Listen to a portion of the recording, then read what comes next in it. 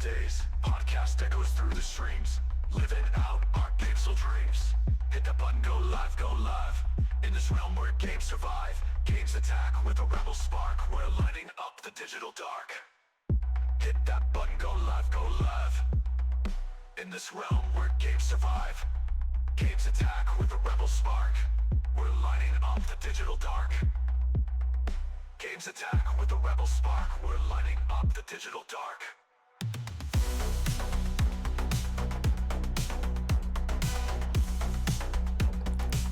And welcome to the GamezAttack podcast, everybody. This is episode 91. As I'm calling this episode, everybody, Censor My Busted Delivery. Here on the OldFreakyGamer.com. So how is it going, everybody? I am back for another podcast about video games and other stuff. And I am playing like the second half of my starter music here because there's like two halves to this on this one thing as I slowly get rid of it here. There we go. Yeah, there's two halves to my starter music. And I said, I forgot. I never used the second half to my GamezAttack podcast starter music. So I said, why not? Let's change it up again a little bit here. And the starter music, give some people some different things to listen to. Oh boy, it has been another week. I know I say that each and every week I do a podcast, but again, it's been another week. I'm not gonna say I'm the happiest Mr. Mike right now. I'm kind of a little, not depressed, but I'm a little PO'd, a little sad, PO'd, aggravated, yet off the charts. And yeah, I'm gonna talk about this very brief. I'm not gonna get too much into it. And it's not what you're probably reading on the show notes. It ain't that the Epstein thing. I don't give a shit about that too much at all. But I will talk a little bit about it. I'm talking about a package because I started selling on eBay recently. I still got tons of stuff to put up there. I just gotta find time to put stuff up on eBay too. It takes time, and I'm just selling stuff that I have that I think I wanted to sell around my house. I wanted to do a little bit of not a spring cleaning type of thing, but I wanted to get rid of stuff that I know I'm not going to use anymore or whatnot. And I have some gaming stuff. I have a lot of movies, a lot of DVDs and such, in various conditions. They're mostly very good. Some have some light scratches and stuff on them, and very light. When you're moving them around, those disc cases, the plastic disc cases, don't do a very good job. And especially sometimes when you got DVDs and stuff shipped to you, sometimes they came out of their connectors, their safety connectors, and they would rub around in the disc container, and they would get a little scratched and stuff. But they're very like brand new like condition. They've been sitting in my totes for a long time, and because I've been always upgrading my DVDs to Blu-rays and such, not really 4Ks. I don't really care about 4Ks too much right now. I think 1080p Blu-rays are pretty good for what they're at. Sure, 4K is better and better quality. Not always, because sometimes you can see a lot more of the fuzz and stuff off of that stuff if you're getting it from older movies that they're putting on 4K. But the Blu-ray 1080p standard, that's great for me. That's fine by me. So I've been upgrading a lot of the DVDs to Blu-rays and such over the years, and I have a big haul of DVDs that I don't need anymore, and I'm like, why don't I just sell them? They're not going to be the cheapest. They're like $10 a piece, like I said on the last show. 10, I think 12 for Blu-rays and stuff like that.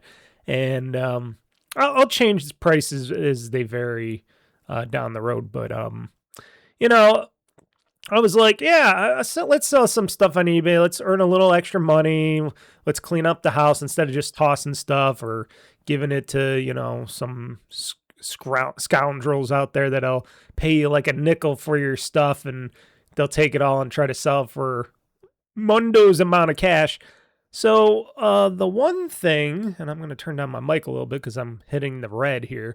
I'm trying to make it so that I'm not overblowing the audio this time, because sometimes I listen to my podcast and I hear my scratchiness of my voice overtaking stuff. So basically, I was selling my my original Xbox, or not Xbox, my ROG LA Extreme, which I paid a lot for at the time, and blah, blah, blah, blah, blah. So I sold it on eBay to a guy, shipped it, everything. You do all the right stuff. You double check the addresses and stuff. eBay tells you all that stuff right there.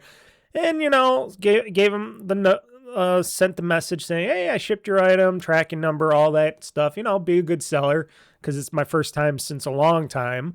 And a few days went by. Got a message from the buyer after the item was sold and all that, and the money was in my account. Now, you're going to find out that I did some stupid stuff myself, one thing mainly. But yeah, the guy was like, "Oh my God, this ain't the right address. It's gonna go to this address. Can you get it changed by the postal service or whatnot?" And he's like, first I'm like, "Well, dude," and I messaged him back. I'm like, "I'll try. It's already in transit. It's been in transit for a while now. And dude, don't you check your delivery, your address on eBay? Why would you put the wrong address on eBay?"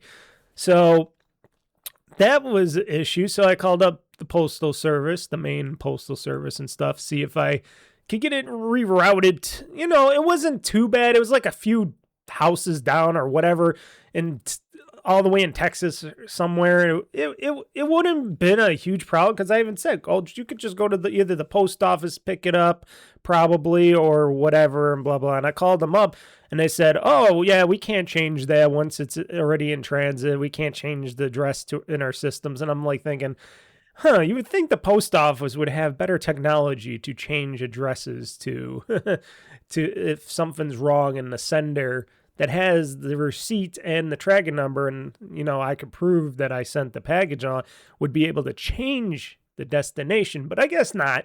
I guess it's not proven technology in the delivery world, or I know UPS and FedEx can do it, so you would think the post office could do that too, but apparently not.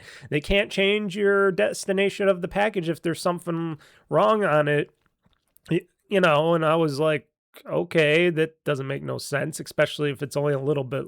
And they're like, well, and they kept telling me, because I called them a couple times on the matter, because I'm like, well, this package is going to be undeliverable then. And they're like, yeah, and it's going to just be sent right back to you. We're not even going to try. The two customer service reps told me, oh, we're not even going to try to deliver it. It's just going to bounce back and stuff like that. Even if it is an address, it's not going to be the right address or whatever. And I'm like thinking, okay. So it says, oh, undeliverable, of course, in the tracking information. And I'm like, oh, okay.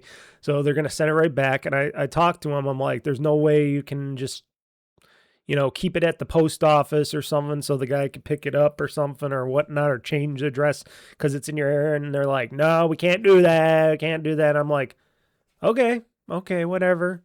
And I told the guy, I'm like, I don't know what else I can do. I can, when I get the package back, I can resend it to you or whatever and whatnot, and blah, blah, blah, blah, blah. And, this guy, whoever this shyster guy is, he was never messaging me back much.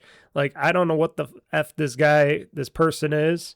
I'm going to let you guys know this guy was not reputable, apparently, or not. But how do you know?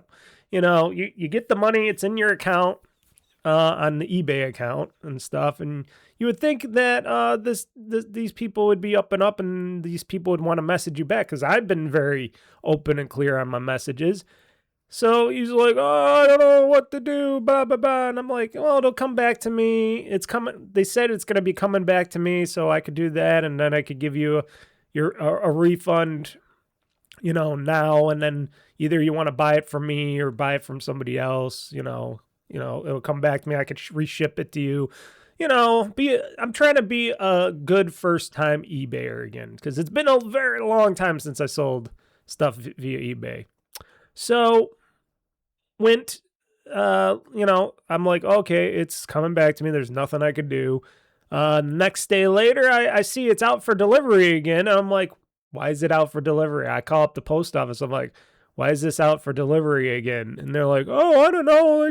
They're trying out again. I'm like, I thought this, because it says undeliverable. I thought you guys said to me that it would just come back to me. And they're like, oh, yeah, it's supposed to come back to you. And I'm like, okay, so what's going on here? I don't know what's going on here. So I was getting worried because I already gave him the refund, which that, folks, learn from a stupid Mr. Mike. Do not give the person the refunds until you get your fucking package back in your hands and you have it checked out. Make sure you get your package back. Don't give a refund. See, because other companies like at Amazon, Newegg, stuff like that, they can afford to give people refunds before they get their packages back and such like that. Plus, they got your credit card information, which I thought eBay would have because this payment is going through eBay. They have the card on an account on file. Because if you're paying through eBay, they got to get their money and all that stuff. So I don't know why they would not have this individual's payment information on there, even if he's just making a one-time purchase. They should keep that on record. They probably just don't want to do anything. So I called up eBay. I'm like, hey, this package is being delivered again. I accidentally canceled this. You guys got to charge his account. And the lady on eBay, after trying to get through 4 hours, because you can't call eBay. No, any of these most of these big companies, they don't want to talk to you. They want you to talk to their stupid AI, which doesn't work at all. And they know it doesn't work, but they don't give a shit. And they either want to text you or whatever, blah, blah, blah, blah, blah. They don't want to pay their people. They don't want to pay customer service reps to talk to you. That's the last thing they want to do. So I, go back and, I'm like, hey, you should be able to credit my account. You guys should have this credit card on file. And they're like, no, and all that bullshit. And the strange thing is, the second time it was out, it got delivered and signed. And I'm like thinking, wait a second, how did they motherfuckers get it delivered and signed? So I was really upset and really pissed off. I called back the postal service after, the stupid eBay people couldn't tell me anything, which I should contact eBay back and be like, hey, customer service, you guys effed up. I effed up, but you guys effed up.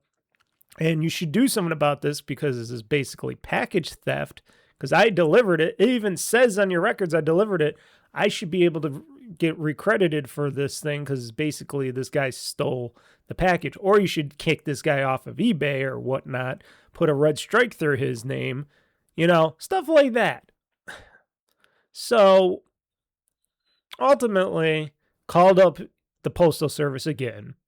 I called them multiple times, mind you. Told them, said, hey, I know I fucked up. I shouldn't have gave him a refund ahead of time. Blah, blah, blah, blah. Told him what's going on. The guy looked into it. Nice guy. He's like, yeah, that's weird, even though it's, it's close to the address and stuff. And it is, there is a deliverable address with this address because first off, it said undeliverable. And then he's like, well, that address is deliverable. So why does it say undeliverable by the package standard? I don't know. I don't know how some of that shit works with them. I know if somebody's not there to pick up the package, it was undeliverable, like somebody couldn't sign for it.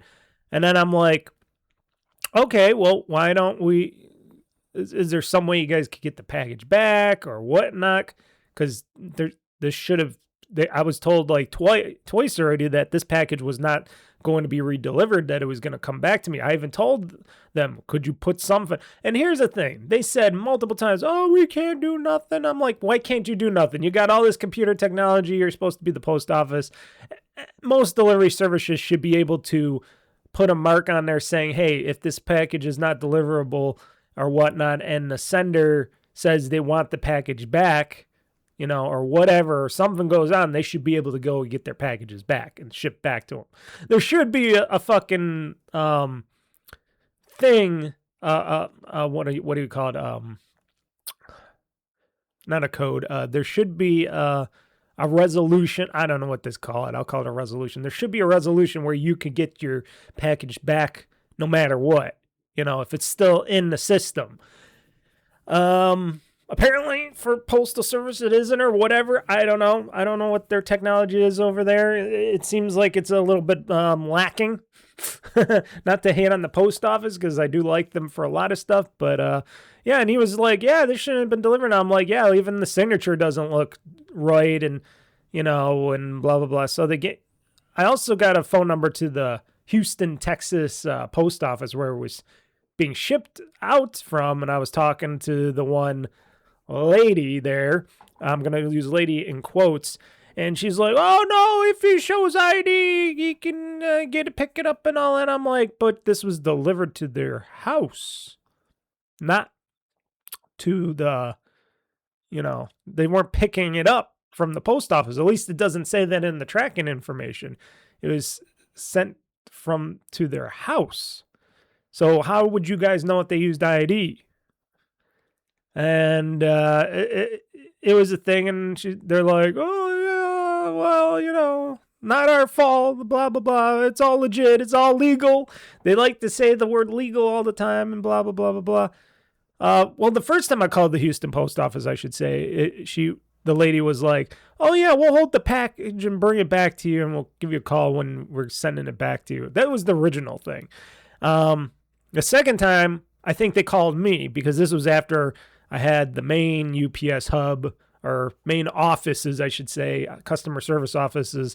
We all made a big report, because they were like, yeah, this is kind of sketchy that your package still got delivered and blah, blah, blah, and all that. And after that, after the nice guy helped me and we went through this stuff for over an hour, basically, I was tired that day. That was Friday.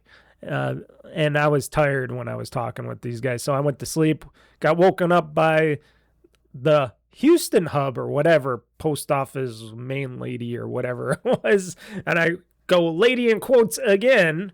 And she was like, oh, what's the problem here? And I'm like, well, didn't you read the report that I'm sure the guy sent you in length? Apparently not. Apparently they don't read down there in the Houston hub. But I told her the gist of the situation. I'm like, I know I fucked up by giving them the refund, but I don't know how this package got delivered when it was first deliverable, and nobody was there to sign and blah, blah, blah.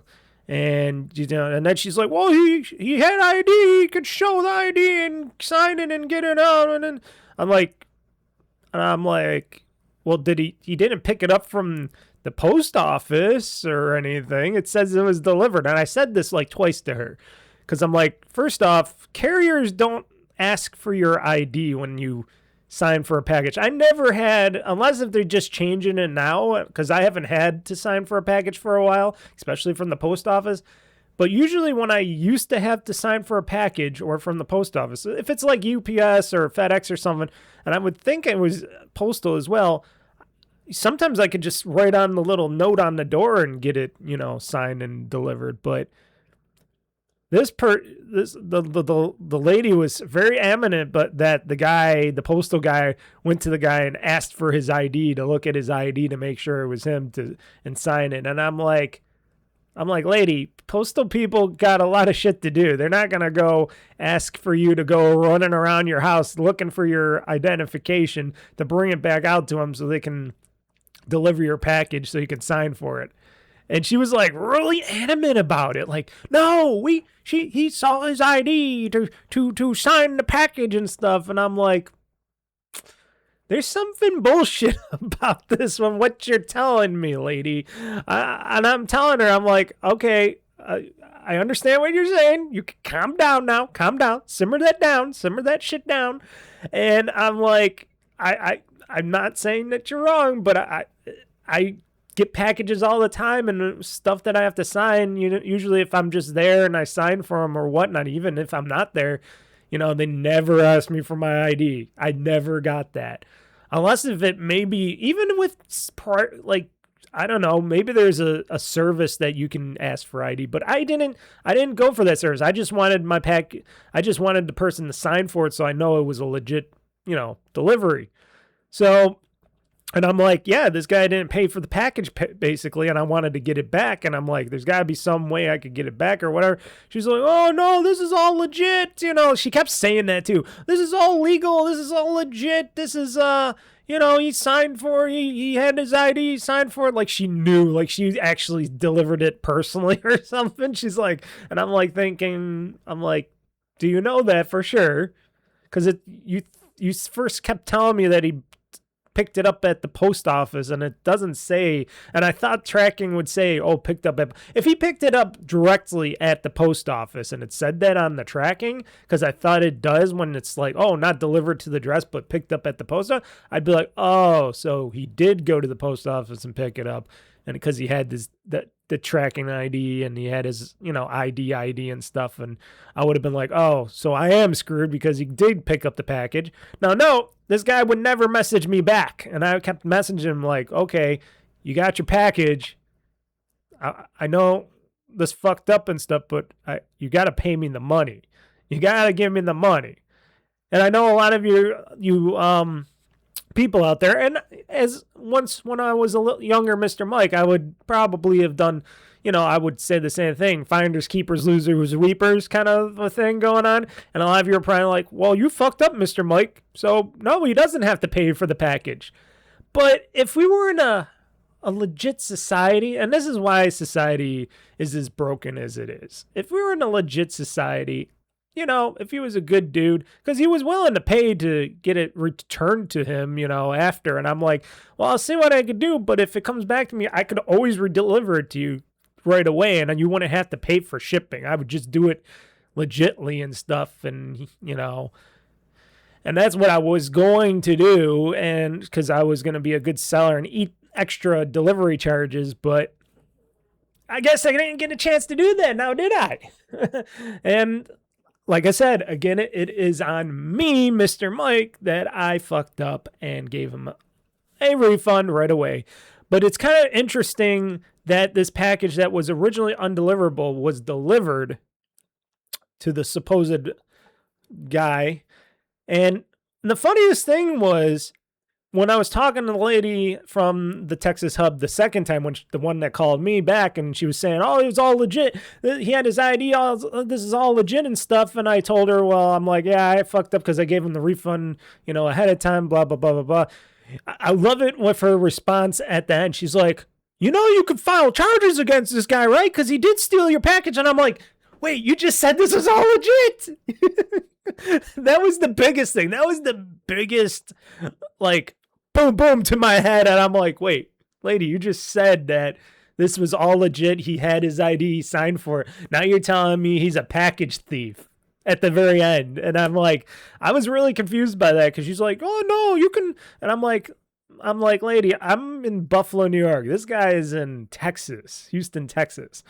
I'm not going to go all the way over there to sue him. She's like, you don't have to. You just got to call up the postmaster general and file a complaint and all that. And I'm like thinking, I'm like, now you're basically telling me this guy stole the package. Now you're basically telling me that this guy is a felon. You're not telling me, well, she could have just said, oh, no, yeah, see, you should have not refunded him. She didn't really agree with me on that, but she's like, she could have said, oh, you should have refunded the guy. See, it's kind of your loss on that one, you know, because it is legitly, you know, delivered and blah, blah, blah, and blah. But she didn't say that. She said, oh, no, he stole your package after that. He's like, yeah, you can file, you know, complain, you can file a claim on that stuff for, you know, not a claim through that to get like insurance money, but you can file, you know, charges against this guy through the system because he basically stole the package and not paid you and stuff. And I'm like thinking, weren't you just telling me through most of this conversation that it was all legit and that this delivery was all good and legit? And now you're telling me I can file charges against this guy from here, calling up see, and then my head just like exploded. I'm like thinking, after I got off the call, I'm like, what the fuck is she talking? She doesn't even know what she's talking about. And I'm like, and note, I did not call I didn't call the postmaster general yet. I might do it on Monday. I want it a free slate this weekend. I wanted to be like, because I've been calling up the main post office and talking to people and all this stuff and eBay and all that throughout most of the week, and I just and this was like a pretty expensive item. I'm out like $400 and stuff like that, but I was willing to like compromise with the guy. I'm like, hey, if you want to pay me, you can pay me directly, because that's what the eBay customer service rep told me as well. She's like, well, you can ask him to pay you directly, because he can't pay us through here to do me. And I'm like first off, I'm like, so you guys don't want the money then from this, because they would have got like a $80 fee from if I got it sold through them and that, but they lost their $80. So I was like, wouldn't you want that $80? And I'm like, well, I do accept, payments. I do accept Square payments and stuff like that. So I was like, oh, I could just, I'll do that. So I sent a message to him. I'm like, well, if you want to pay me through the, my Square account or whatever, you could do that if you want to give me, because they said I can't just repost this to have you pay for it. They're there. But I'm guessing the guy's like, well, finders keepers, you fucked up, so I'm keeping this package and I'm not going to message you back or anything else. So, a loser type of thing of a guy, of a person, a very small individual. Now, note, when I was a young Mr. Mike, a little Mr. Piece of Shit Mr. Mike, I would have did the same thing. I'm pretty sure this guy was not a young little piece of shit. He's probably an older piece of shit. Because like I said, you couldn't even message me back yet. I'm still looking on my account and saying, oh, he's not messaged me back yet. So what I'm going to further do, I'm going to look into it one last time on Monday. I'm going to call up the main hub post office, give them my account, maybe call up the postmaster general and tell them the situation, see what I get from them. Maybe call up eBay one last time and say, hey, well, what can we do? Can we block this guy? Because this guy basically stole this item from me. I know I fucked up, but this guy basically stole this item from me. And he should be held accountable, and he ain't contacted me back yet. And is there a way you guys can put a thing on his account saying he's not allowed to order anything anymore or whatnot? I'll write a bad review on him, but there's got to be something that you guys could do, because you guys are clearly not going to want to help, are not wanting to help me get my money, even though you have all the proof right there. I got all this proof. I got all this documented, folks. I'm telling you, I documented every call, stuff, message. I'm like, you have it all right there. You could do something. You're eBay. You're a very giant company. You probably still do have his credit card on file. You just don't want to do anything. And I would be willing to talk to a higher rep if it's needed, to see if I can get somewhere. If you can't do it, maybe your upper management rep guy could maybe do something. I don't know. Help me out. See what I can get done. But I'll do that on Monday. That'll be Monday after work thing, and see what I can do. Or else I'm just out $400 and I'll write a bad review on him. And if he tries to write a bad review on me, I'll contact eBay again, be like, hey, this is a false whatever, or I'll put a claim or whatever on him, and I'll do whatever I can with the post office, because they're investigating this at the post office. I got a nice big, they're like, the guys at the main hub are really like, yeah, this is an issue. Even though you fucked up. But I kept saying it. They didn't really say it, but I admitted. I'm like, because I admitted right away. I'm like, yeah, I fucked up. I gave him the refund, and I should have waited for the package to come back in my hands. And the next time I will do that before I give any refunds. Yeah, they were kind of concerned about the double delivery and some other stuff, even though the Houston post office was like, nah, we're all legit here. We're good. So there's some shenanigans going on, and there is case IDs, all that, and I'm going to help out best I can. If I'm out $400 out of this thing, I'm out $400. What can I say? It's not like I had the money in my hand and it got pulled out of me. The only thing I lost was $21 for the delivery. I lost that. Whoopie-doo-dah. $21 is a lot, but it's not that a lot. But I wish I had the $400, but it was there, but they hold on to it until the package is delivered. But and that was eBay. But like I said, I hit the return to send her money on that because I was like, I'm gonna be, and this is me saying, oh, I'm gonna try to be a decent human being for once, because I can be a piece of shit sometimes too. But this is me trying to be a decent human being and trying to be a good first time seller to say, hey, I'm gonna go above and beyond for you, the customer, and give you the refund back, because if this package can't get delivered to you, and they said multiple times to me this package was unable to be delivered to the person, and then it's coming back to me, I'm like, instead of you having to wait so long for your refund, I'm just going to give you your money back. And then if you want to still buy it from me, I can relist it. You can just buy it again, and I won't charge you extra for the shipping or whatnot. I'll give you free shipping on that as well, or whatever, a discount. Or I was willing to help the guy out and be like, hey, it's going to come back to you. We'll get this all sorted out. You won't have to pay for the shipping again and whatnot. It'll come out of my pocket. I was willing to do a really good thing for the guy. And then this happened. And now I'm a little bitter, a little pissed off. Guys, lucky I'm not living in Houston, Texas, because I would have went up to that motherfucker's door and like, dunk, dunk, dunk. Hello? Hey, this is Mr. Mike coming to collect. You got the package. It's got your signature right here, motherfucker. Better bring it out. Give me the item back or pay up, because I'm not a fool to mess with. I would have did that. I got the guy's phone number too, but I'm not the kind of guy that wants to threaten a guy all the way across the country on a phone, because I can't do nothing technically to said guy, and I'm not going to waste money to fly to Houston, Texas to go kick the guy's ass. You know, I'm not that kind of guy.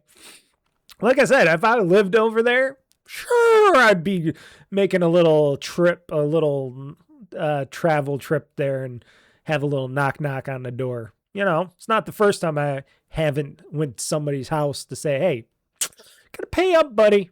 You cannot shortchange it. And they pay up. They pay up big. So that was my little F up on my part. And it's a valuable lesson. And this is a valuable lesson to any of you that wants to start selling on any place, eBay, this, that, or even if you want to own your own store or something, make sure that you get your items back or whatever the policy is that you have. And don't give the person their refund first. Wait until, and then give them a refund. They might not like it, but it's a better way so you don't lose money. So next time if I get an item sold on eBay, I will do that. Just pissed me off a bit. And like I said, probably will get some comments saying, well, Mr. Mike, you fucked up, boy. That guy gets your package scot-free and blah, blah, blah, blah, blah. And I'm going to be like, fuck you, mister or missus, because it could be a woman telling me this. And you know what? Like I said, I already admitted I fucked up, giving a refund. But still, let's be more decent human beings. If this happened to me today and somebody did that and it was just an individual. Now, if it's a company, if it's like, I think I talked about it once in a podcast, if it was like Newegg or Amazon or something like that, and they fucked up and gave you like your package and gave you a refund and all that stuff, or if it was like a certain item that I ordered from a certain company, which recently happened to me, and I never got the order and they refunded me, and it's a few months later, and I finally got that order from a certain delivery service, and I'm like, oh, now I got the order. Of course I'm going to just keep the item and not call them up and tell them about it and stuff, because they already got their credit back. They got their insurance back because the package was considered lost in the hub or whatever, and they got their insurance money, and I got my money refund back, and there's no loss on either end there because they got the insurance money back from the item that was lost, and the carrier's to fault on that, and I got some items to sell. So, now if it's from an individual, sure, I'm going to be like, hey, I'll work with you. Give me a little discount or something or whatever, or, we'll work together on that or something, and, I pay the guy or girl. I'll pay the person. So, yeah, a little bit of a learning lesson right there, folks. Now let's talk about a brief little talk about Mr. Epstein. that everybody keeps wanting to talk about. I don't know why everybody's so interested in this Epstein guy. I know he was a very, very bad dude, apparently. You know, underage women, all that shit on his little island, and him trying to learn and record and do all that stuff from his little island with all these big wig people around the world and stuff. All these, you know, influential and high up CEOs and tech companies and video game companies and sports and movie, TV, etc., etc., etc. Yes, we all know that all these influential high-end people were being recorded via or messages recorded, all that stuff. Yes, he was a bad dude. But then when he went to jail or prison, he killed himself. So he's done. He's gone. He's off this planet. And yes, there's a stack of documents and videos and all this other stuff that he left behind that they were combing through, and then they released all these documents on people that were talking to him and wanting to go to the island and blah blah blah, or just, you know, talking to the guy because they want to be, you know, they want that status and stuff like that. You know, you heard Elon Musk do that and other people, and I'm like, everybody's like up in arms and like, oh, this person was talking to Epstein, or that guy, or this TV show host was talking to Epstein. Oh, he's a bad dude or whatnot. And I'm like, people. Who gives a F? First off, there's a lot of bad people out there. There's a lot of bad, super powerful people out there. No shit. But whatever is the past, unless if they got actually criminal charged in a court of law or something on this incident. It doesn't matter. It doesn't matter if they talk to it. It doesn't matter if Bill and Hillary Clinton or Bill Gates was talking to Epstein. Who gives a flying fuck?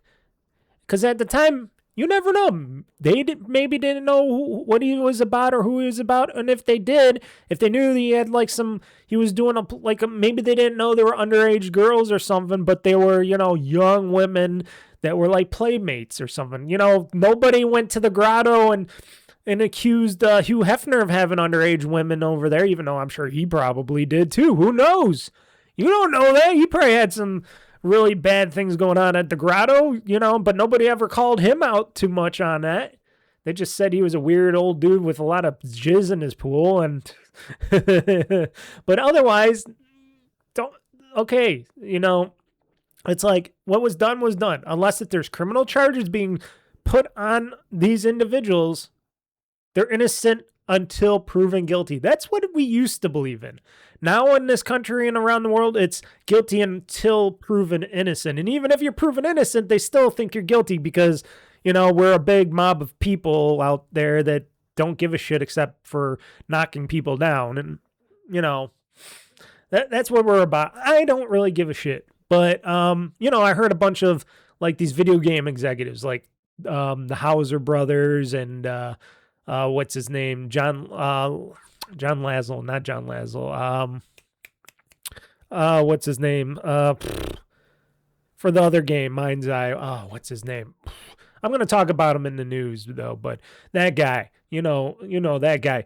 Yes, there probably were pieces of shits in a way. I can actually believe that because you know what? They made this little game called Grand Theft Auto, which you can fuck and rape, or yeah, probably be considered rape, like rape, you know, prostitutes and kill them and get your money back after.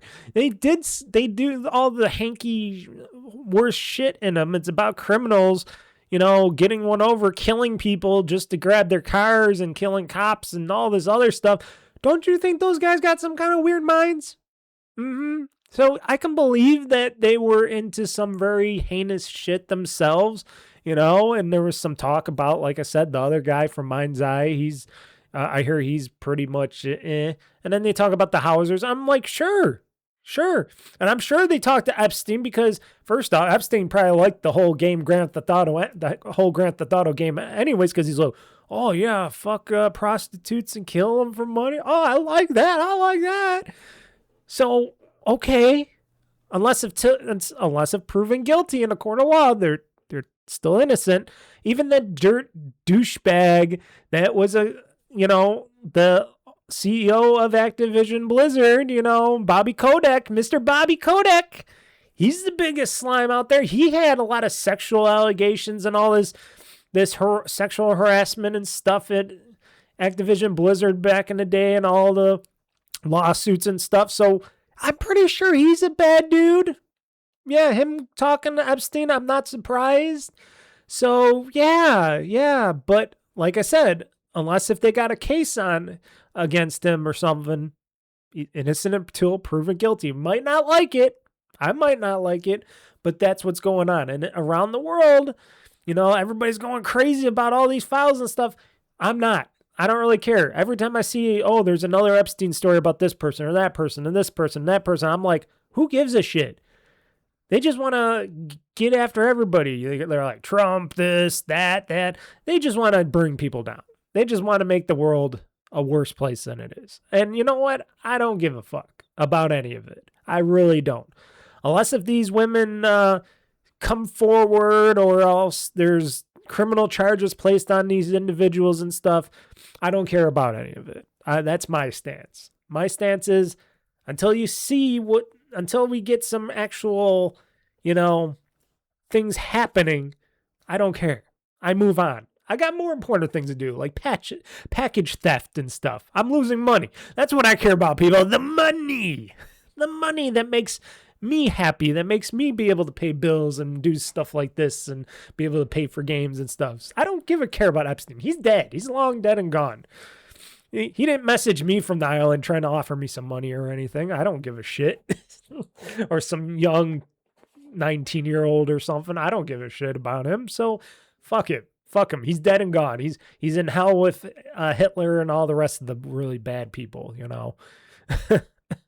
So yeah, that's just my brief thing on it. Like I said, I'm not really the biggest political guy, but it had to involve the video game industry and all this stuff in the video game industry, which is a very broken industry right now. Of course, we're going to hear a lot of shit about these executives and stuff.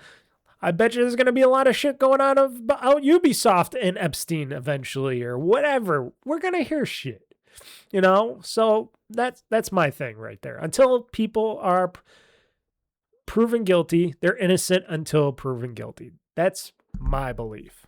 It might not be your beliefs, but it's my belief. And that's all I got to say on that matter. But if Epstein was a part of that package theft, I'm going after him. That's the only thing.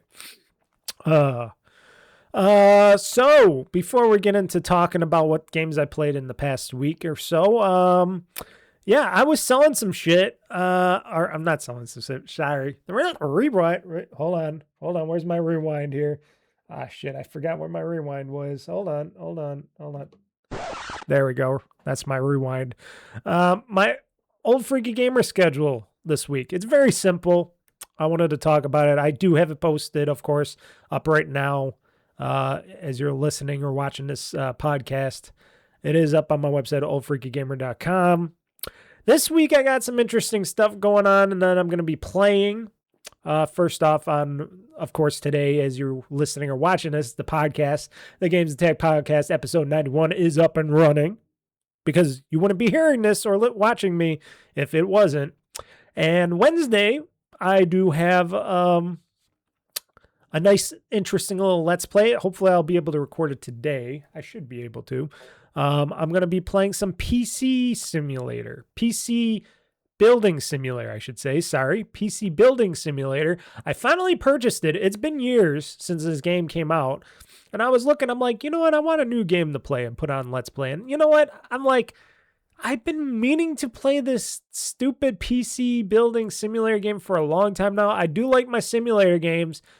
And I'm like, this could be my next simulator game. Now, no, I'm way not finished with Supermarket Simulator. I still got to get back into it. I have not had time to get into running my supermarket. It's probably full of bugs and empty shelves and stuff like that. And all my clerks and people are all skeleton zombies right now. But I wanted to try out PC Building Simulator because I'm like, I love building PCs, but I don't have that bankroll to just keep building a PC every time. I can build them in my head. I can look on the websites. I used to love going to websites and just looking at the parts and going, oh, I'll put that in my future computer, this, that. But like I said, it's going to be a while before I build any new computers. So this is the next best thing, is me going into a simulator and actually building a computer via the simulator and stuff like that. We'll see how that goes. But that's the game I'm going to try to play and see what's going on. Plus, it has achievements because I purchased it through the Xbox PC store. So Xbox for PC store. I also purchased another game. What was the other game I purchased? There was another game. I forgot what it was. Oh, the Aliens Colonial Elites or something. It's the first-person alien shooter game. Not the one from Gearbox, but the latest one. It's not the It's not the turn-based one, but it's the actual shooter one. I bought that because it was really cheap. I think it was like $5.99 or something. And I tried it out once a very long time ago. I thought it was okay, but I just never got into it. And I'm like, why don't I buy it? Because I can play it on PC. I can have some fun with it. So I said to myself, Mr. Mike, we're going to buy a few games here. They're really cheap. I spent like, $25 total. That was a little bit more than the shipping of my package that I got stolen from me. But yeah, I wanted to get that game because maybe there'll be another shooter game that I might want to play on a Let's Play or a GameOn in the future or something. It's, add it to my collection of games that I don't have time to play. But yeah, those were some stuff that I did. But I was talking about PC Building Simulator. That's going to be a Let's Play Wednesday. Then Friday, because this game surprisingly is coming out Friday, which is a perfect day for this game to come out. And it's going to be my 8 o'clock stream. So it's going to be my 8 o'clock stream. Instead of it being a Game On session, it's going to be a first gameplay live session at 8 p.m. Eastern time. I will be streaming at OldFreakyGamer.com or YouTube.com/OldFreakyGamer-2023 or Twitch.tv/OldFreakyGamer. Managed to say all that in one sentence there. I'm going to be playing High on Life 2, people, because High on Life 2 comes out this Friday and I'm going to be playing it. I already got it pre-uploaded, I think. I think I got pre-installed. If not, I'll pre-install it now.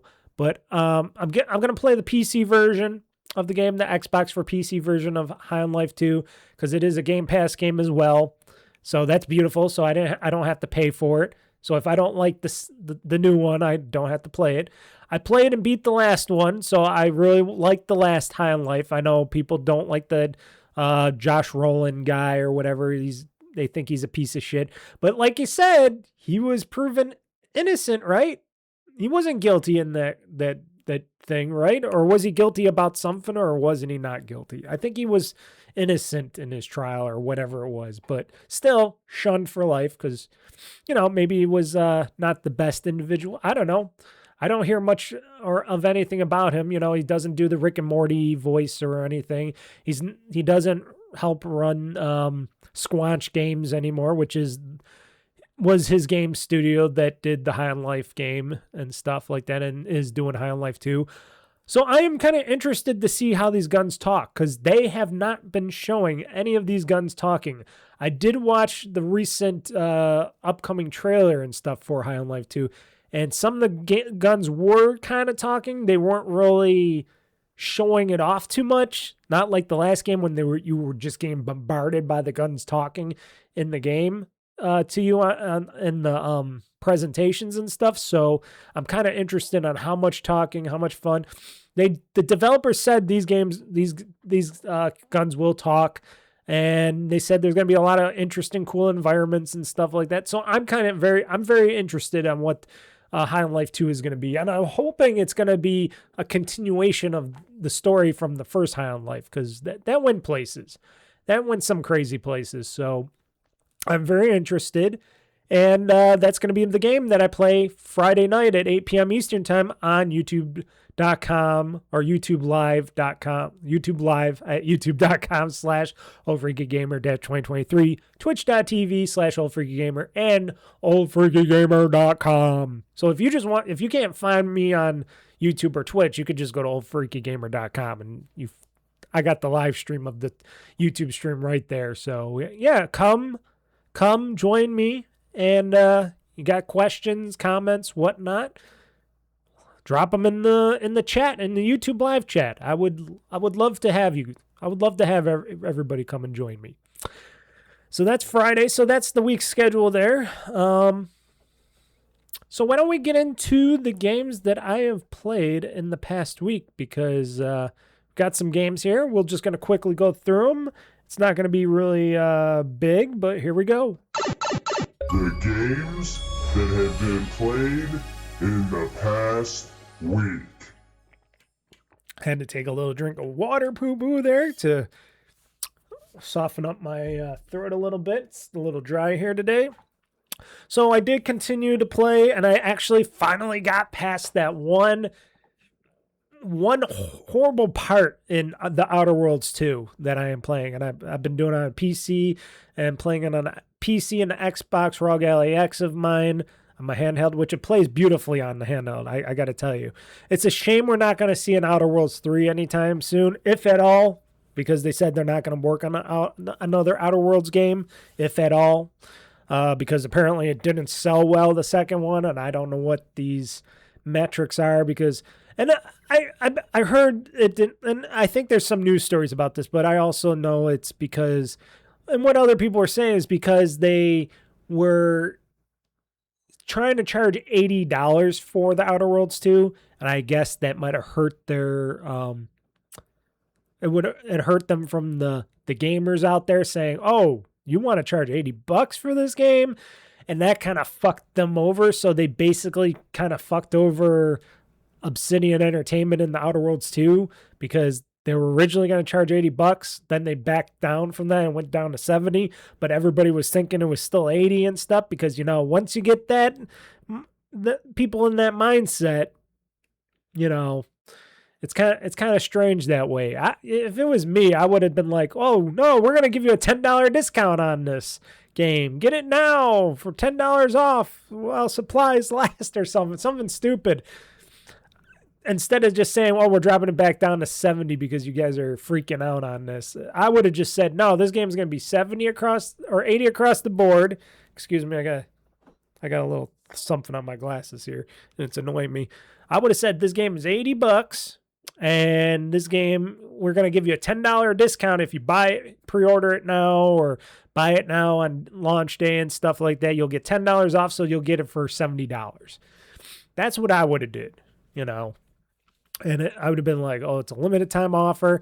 Then you would have got everybody going, oh, it's going to be $70 if we buy it on launch day and stuff. So everybody would buy it on launch day and stuff and all that, or pre-order it and get the $70. And then they could say later on, like, oh, you know what? Because it's selling so great at $70, we're just going to keep that price. That's what I would have did. But because Microsoft is Microsoft, and they like to fuck over the Xbox division because they wanted more money because they're getting greedy over there. And you can tell their stock prices are kind of falling. And they deserve it. All these tech companies and such that are doing all this AI and pushing all this AI bullshit. Pretty soon Amazon's going to feel that, because now they want to get into AI. I can't wait till all these stocks are just crumbling underneath each and every one of these AI tech companies, because it's just so beautiful that they're failing under their own stupidity and greed. That's all. Consider me a little dark, Mr. Mike, but that's what. But yeah, I got past the one point. I was stuck at not being able to get to the certain point in the Outer Worlds 2 is a certain level. I watched these video tutorials and stuff on YouTube. Thank you. I like when people see, this is why I like posting my own videos, and I like watching other people's videos on YouTube through walkthroughs and stuff, because they really do help. And I was able to get past the point, and now I can just enjoy going farther into the Outer Worlds 2 game, because I've been having some fun, and I don't know how much more of the game there is. I should be pretty far in it. And I'm going to continue to play it until I beat it, because then next there'll probably be more Final Fantasy I'll be playing and other stuff. But, I've been enjoying the Outer Worlds 2. It's been pretty good going forward. So I've been doing that, more of the story, unlocking more shit. I just helped this supercomputer go online for my own needs and stuff. And it said, oh yeah, you can stop these rifts from happening. And I'm like, cool. So been playing that. We'll see whenever I finish it. I know it's been a long time, but had tons of things going on all the time, every week so far, and I'm busy at work, home, and I got a lot of other games I've been playing, so it's been like, I'm trying not to juggle too many games to play, but, you know, sometimes you do, sometimes I do. The next game, of course, Powerwash Simulator 2, fun to just jump in on my ROG Ally X, play a little bit, undrop, that's what I do. Nothing more on that. Hold on 1 second, folks. It's getting a little warm in here, even though it's like cold as shit outside. It's warm in this office. It's warm in my house. I'm going to turn down the heat a little bit because I think it's a little too toasty-woasty for me. So I'll be right back. You won't notice a thing. Okay, turn down the heat a little bit there. Good thing I have a wireless, I got my phone app for that. Everything I got, I can do it digitally through apps and stuff. I like that. I love not having to go to the thermostat down there and just go dee dee dee dee. I can do it on my phone. It's a beautiful thing, folks. So yeah, I played a lot of Powerwash Simulator 2. You know, when I'm on downtime or if I just was too tired, because I've been tired lately. Like I said, this whole package situation, delivery situation, this order me selling thing was just really draining me. So I was like super tired. I really didn't do much gaming this weekend so far, and it's been upsetting to me. But yeah, played that a little bit when I, you know, just to relax, play a little bit of power washing and stuff. I'm power washing this barn right now, so yep, having fun with that. Also, Jones back into some Vampire Survivors again on my ROG Ally, and that's always fun. Just going around killing all the ghouls, ghosts, vampires, and creatures and stuff like that. Can't go wrong with that. Played Teardown on the PC on Wednesday, as you guys know if you watched my Let's Play of Teardown. Super fun. Played some music in the background. That was a fun game. I will be getting back into that once in a while again. We'll do like another Let's Play or whatnot of that eventually because it's fun getting back into there. And I was like, wow, I forgot how much fun this game is. Even though I'm not playing the main story game, I'm playing in the sandbox, but the sandbox is fun. And the mods are fun. You can do so much stuff. And we did a little bit of Terminator and stuff. Even when it slows down and it goes like slows down to a crawl and you're jumping, you're like, it's very fun. But that's just because, you know, you got so much things processing and all the vectors and stuff processing in your graphic and the graphics card and all that stuff. It's just like, whoa, slow down. It was great. But my PC handled it great. Super well, and my recordings was perfect. It didn't lose many frames. I think I lost like 8 frames throughout the whole stream on that or something. But yeah, it was beautiful. It was a fun game. Especially with the music in the background I put on there. That was fun times. And of course, been playing on the stream Final Fantasy VII Remake Intergrade, which then I found out there's more coming down the line. That was fun. That's been fun. Really fun. And I want to continue with it. The story's great. The battles are easy for me because I do got it on easy, mind you. I don't got it on super or very easy or super easy or whatever they call it. I don't, because that would have been, if I would have put it on very easy, they would have not only just made it super, super easy, but they would have gave me a ton of money, in-game money, and they would have leveled me up a bit or whatever they said they do and that. But I'm like, nah, I don't need all that stuff. So I just put it on easy so I can earn my way through it. You know, try to do a little legitly play the game. And it's been great. Stuff hasn't been too hard, and I just love playing it that way. It hasn't been like boring at all. The fights have been fun. The boss battles that I've been doing have been really fun. They've been really interesting what they did with that. And I just been following the story, and I've been like, this is a good story. It's a very good story. And I gotta applaud. Yeah, here's my applaud. I gotta applaud Square Enix. They did a really good job on the Final Fantasy VII Remake. And then the sequel to this is going to be coming out. that was just talked about. That's coming on in June. I think a day after my birthday or something, or somewhat after my birthday. So hopefully I'll be able to beat this. It's an 80-hour game, this game, but hopefully I'll beat this by that time, and then I can play more of it. But playing it on the PC has been beautiful. I haven't tried it on my ROG Ally yet. I got to play it on my ROG Ally. Maybe I'll try to do a little bit of that today. I don't know. But you will be definitely seeing me stream more Final Fantasy VII Remake Intergrade when I do more streams of that. That it might, it depending on how into High on Life 2 I am this Friday. We'll see if I want to stream more High on Life 2 on the next Friday, or if I want to go back and play more Final Fantasy VII Remake Intergrade.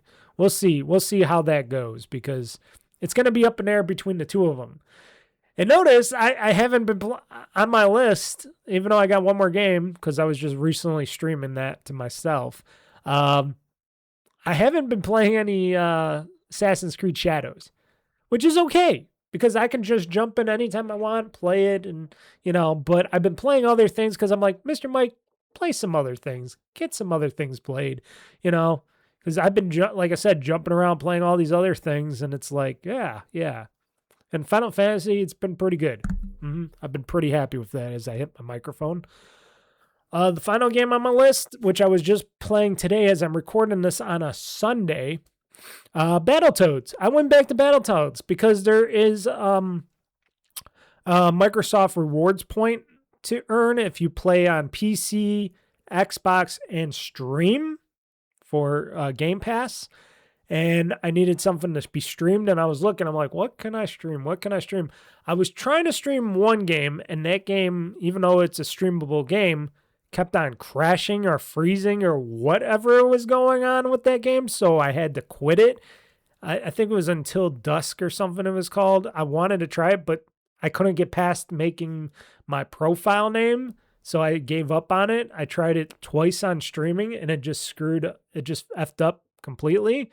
So I quit out of that, and I'm like, what other game do I want to stream? And I'm looking at all these games. I'm like, either I played them, or I didn't like them, or I beat them, and et cetera, et cetera. And I looked at BattleToads. I'm like, I was stuck at this one part in BattleToads. I haven't played BattleToads in a long time.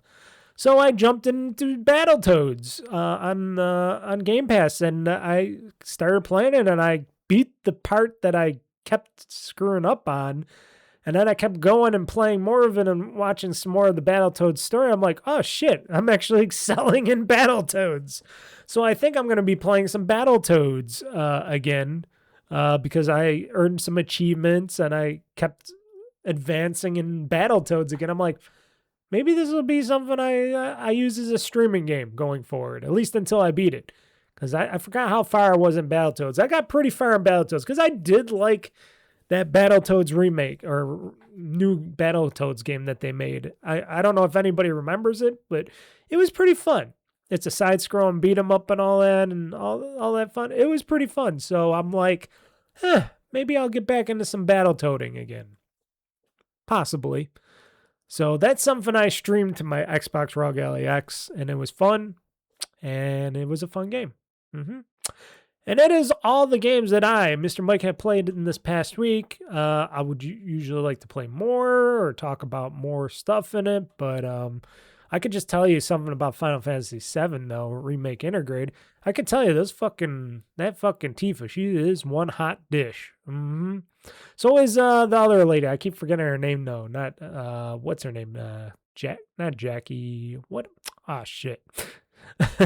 They do make, like I said, Tifa is a hottie one, and all the women really want to get into bed with Cloud. I can tell they all want to squeeze Cloud's big sword multiple times.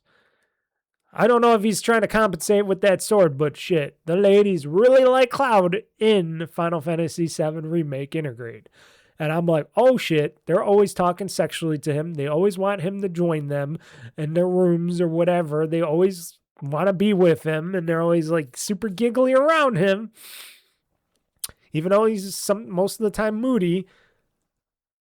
and that stupid Jake Gyllenhaalish or whatever I used to call him. I hate that. I hate that one character. They always have to have a buffoon character in the game, but still, I didn't like it too much. But those ladies, Tifa and the other one, they really do like the Cloud. They want Cloud. They like his hair. They like how he is. They like his giant sword, if you know what I mean. It's a good game. It's really good. I'm surprised they didn't try to just make a Final Fantasy VII movie. You know, they could have turned that all into a movie and just had us watch a movie. They could have probably turned a lot of these Final Fantasy games and made them like an anime. You know, for the Persona games and the Ace Attorney games, they made those anime shows of those. They should have did that with these Final Fantasy games. Square Enix should have hired like an anime company to, or did it internally if they had extra people on hand, and turned them into their own, you know, CG series or movies or something. I would say series probably for like the Final Fantasy games and such, because there's so much to them. And if you do it like a series, that would have been awesome. I would have watched that series. I would have bought that series on Blu-ray and stuff. If Square Enix is struggling and they know people love their Final Fantasy games and stuff, and they want to get more money out of the Final Fantasy franchises, they should do that. They should turn, like, Final Fantasy VII should be turned into, the remakes should be turned into a CG series. I'm just saying. It worked well for Persona and, like I said, Ace Attorney. And I would love to buy myself a Final Fantasy VII remake, you know, series, anime series. That would be pretty cool. Have the same graphics and stuff. If anybody's watching from Square Enix, put that on the poster board. Put that up there as a note. Maybe turn some of these Final Fantasies into series and stuff, anime series, and, you know, make some extra money on that. I don't know. I'm just saying. Trying to help a brother out. So, we're done with that stuff. I think we got a lot of news to talk about here because I don't really have anything more to go on. I'm sure you don't want to hear me talking about my homemade meatloaf or anything that I made for the weekend or nothing like that. So we got some games news to talk about. So let's talk about these games news. In the games news, we also got some Nintendo Direct stuff to talk about. So I did not forget about the Nintendo Direct. I did watch it later. I watched it with Jeff Gersman because he had his video up, and I said, hey, let me hear what this buffoon has to say. So I did watch the Nintendo Direct partner stream, so I did not forget. So we're going to go into the game news that is the game news now. Or should I say the game news now? Yes, game news now. Yes.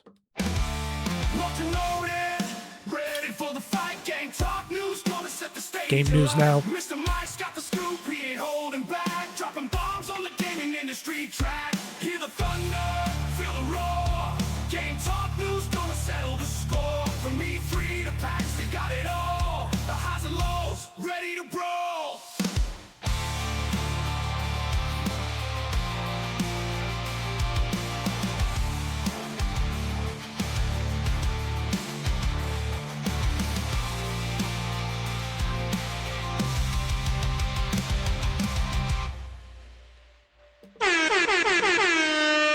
Okay, so I'm sure you all heard about Dispatch, a little game called Dispatch.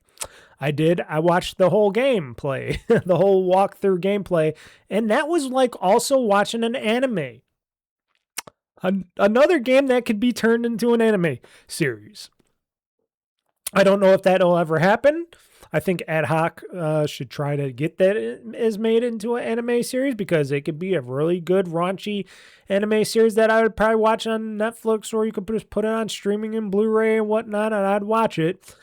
But they've been getting in a little trouble with fans lately, I heard, because instead of putting it on, because I think this game is on PlayStation, right? Is it on PlayStation or not?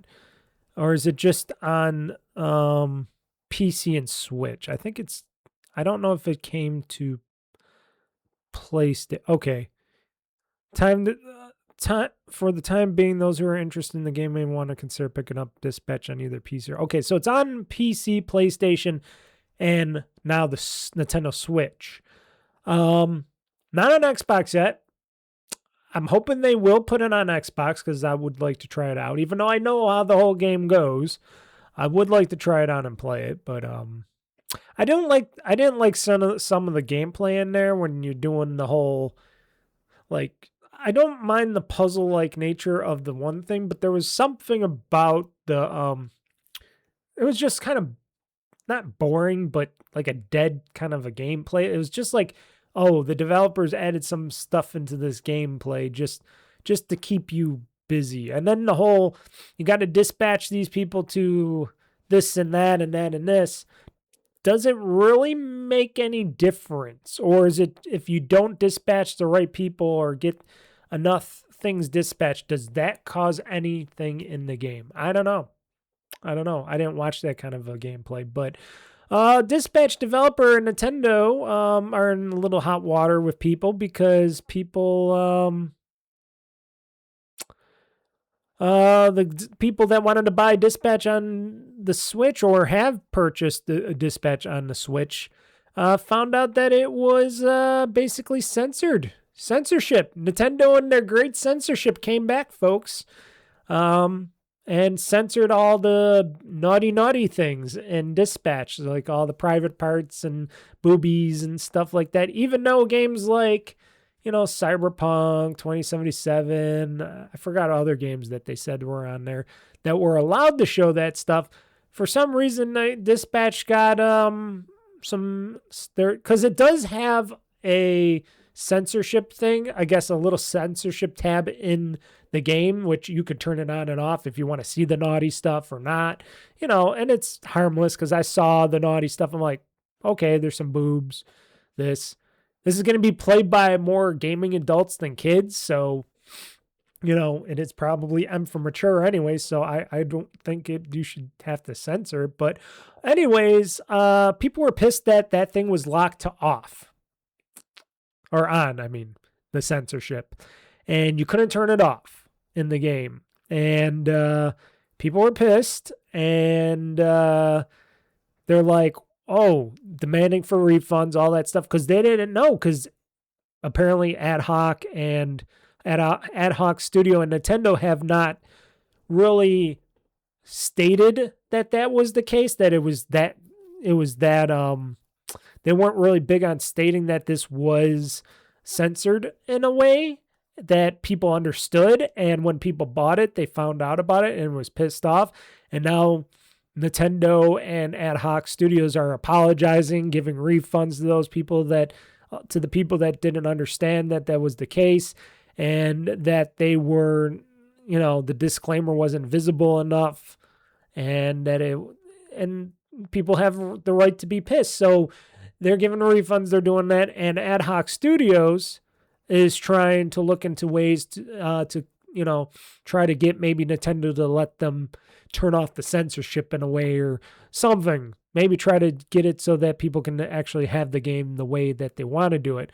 Because first off, if you're going to play a game like Dispatch or any game, censorship on a certain platform than another is kind of stupid, especially when you got Xbox and PlayStation also selling the game, and, well, not Xbox, but PlayStation. PC is kind of the Wild West because you can basically sell whatever game you want, even though there has been crackdowns lately from, like Valve and others, because of the credit card companies don't like it because, these groups out there don't like nudity and all this bad stuff in video games and stuff. So they're trying to get the credit card companies to crack down on these people, or else they won't be able to accept payments, or, all this bullshit, censorship bullshit from these people that have got nothing, no rights at all to tell people what they can see in their games or not and whatnot. It's so stupid. I hate it. It's stupid. People should be able to play what they want to play. And if you don't want kids to see it, you got to be a good parent and not let kids see it. It's the parents thing. So apparently enormous black boxes would cover nudity and even characters raising their middle finger. Nintendo version blocked all that stuff. Yes, Witcher 3, yes, has not been censored. Okay, I see that. They're looking into seeing if we can, they're looking in the ways that they see if they can change that or not, but I don't know. It's an interesting thing. Makes me, I wouldn't have bought for me personally, I wouldn't have bought Dispatch on the Switch anyways. So I don't know why people were buying it on the Nintendo Switch. I would have bought it on PC or my Xbox anyways, which I do want. And I'm hoping that this game does come to Xbox or Xbox Play Anywhere or something, that I can play it on the Xbox PC version of the game or something, because it is only on Switch or on Steam right now. I would like it to come to the Xbox PC store eventually, which I don't know why they wouldn't do that eventually anyways, because I'm sure Microsoft would love to sell their game and make more money, and I'm sure they would like to make more money, more platforms. I know it's probably not a lot, but it wouldn't really cost them too much more to put it on that platform, to port it over there to the Xbox PC and Xbox and stuff like that, and then, they could get a little bit more money, have it everywhere. I'm just saying. So, yeah, it's a problem, and censorship in video games is a problem. And, you got these old white guys, as we like to say, on top of Capitol Hills and stuff like that, or in these forms of power, which they're doing worse things and shit like that, trying to tell us, the people, on how we should be able to play our game and how we want to play our media. And that's a no-no. That's censorship. We're not in the UK, we're not in the EU, we're not in Australia, we're not anywhere else. We're in the United States here. I can understand censorship elsewhere because they got different rules and laws, but here in America, we're supposed to have some freedoms. And censorship is a big no-no as one of our freedoms. Even though our politicians are trying to censor shit, talking about really bad shit in the government, and they're trying to censor shit like video games and media, social media. Not that I think social media is great or anything, because I don't really do social media. The only time I do social media is to post up that I got my podcast up or a video up or something, or if I want to look at some gaming news or something, they're usually good. But otherwise, I don't interact too much on social media. I don't even look at it. Don't really care about it, like X and all that stuff. I don't really care. I know it's so-called impressionable to younger people, but also that's a parenting thing. That should go into the parenting category. And if parents don't want to parent, that's on them, not the government to take on. And the government that's trying to parent kids and parent the parents, or parent the parents' kids, that's government overreach. I consider that high government overreach. Don't tell me what to do. I'm not a parent, though, so I don't have to worry. I can watch the raunchiest, worst shit imaginable, and trust me, I do sometimes. I don't care. It ain't gonna warp my little mind. My mind has been warped for a long time. Long time. And I still turned out fine, right? Anyways, I hope Ad Studios does some more stuff. Maybe tries to make it so that it's less uncensored, or maybe try to get Nintendo to let them turn on the Switch so people can turn it on and off. That's all it has to do, because it's in the game. People can choose to turn it on and off. They do have a thing that probably says M-rated game. It has all the sex and violence and all that. So you would think that parents who let their kids play these systems would be able to do that. And the Switch has a lot of adult games on the Switch 2 and stuff, and Switch. So I don't know. It's Nintendo being Nintendo. They don't really understand how to do the best. Nintendo is in their own weird category, and sometimes I just really don't like what Nintendo does. Another reason why I just don't care about the Switch 2 that much, I got my Switch, I got games. Like I always say, if the Switch 2 ever comes out with new games, which still not looking too likely, like certain games like Mario games that everybody's been wondering about, and still nothing has been talked about. Yeah. Yeah, what else can I say? I'm talking about Nintendo because we got more Nintendo talk here. We got a lot of Nintendo talk because after this, it's the Nintendo Direct Partner Showcase that we're going to talk about. But we got this other Nintendo story. Nintendo silent on Metroid Prime 4 Beyond sales, prompting fan concern over the series' future because that game just tanked in sales, which why not? Apparently, Nintendo's latest financial results are notably silent on the sales performance of Metroid Prime 4 Beyond, which has not appeared on the company's list of million copies selling games for either Switch 1 or 2. The latest earnings from the company released this morning show that the Switch 2 exclusive Kirby Air Riders sold 1.76 million units since its arrival on November 20th, but there was no mention on how well Metroid Prime 4 sold, which launched just a couple weeks later on December 4th, and on both Switch and Switch 2 has performed. Also, there's been no word on sales on Hyrule Warriors: The Age of Imprisonment, which launched back on November 6th. This, however, was a Switch 2 exclusive, a spinoff from The Legend of Zelda, and an entry without the franchise's lead character, Link. So I'm guessing those games probably sold, 500,000 plus copies and didn't hit the million mark. As part of the financial results, Nintendo includes lists of its first-party games that have sold over 1 million copies, divided by platform. Metroid Prime 4 is not on either the Switch or Switch 2 list, though it still can have passed the 1 million sales figure via combined sales from both platforms, blah, blah, blah, blah. And I'm guessing some of these games aren't clicking well with people. People just didn't want it. And I heard there's a lot of problems with Metroid Prime 4 Beyond, and that it was just stitched together at the last second, like I hear about most games, but this one did not do well. And I heard not many people cared about the Hyrule Warriors game either, as I was hearing on the internet. So when the internet gamers don't want to care about a game, I'm not going to care about it. Like I said, the only thing I cared about for the Metroid Prime 4 Beyond was my Samus amiibo sitting on her sexy motorcycle, or sitting sexily on her motorcycle bike. That's what I cared about, the amiibo. And that's all I cared about. Yep.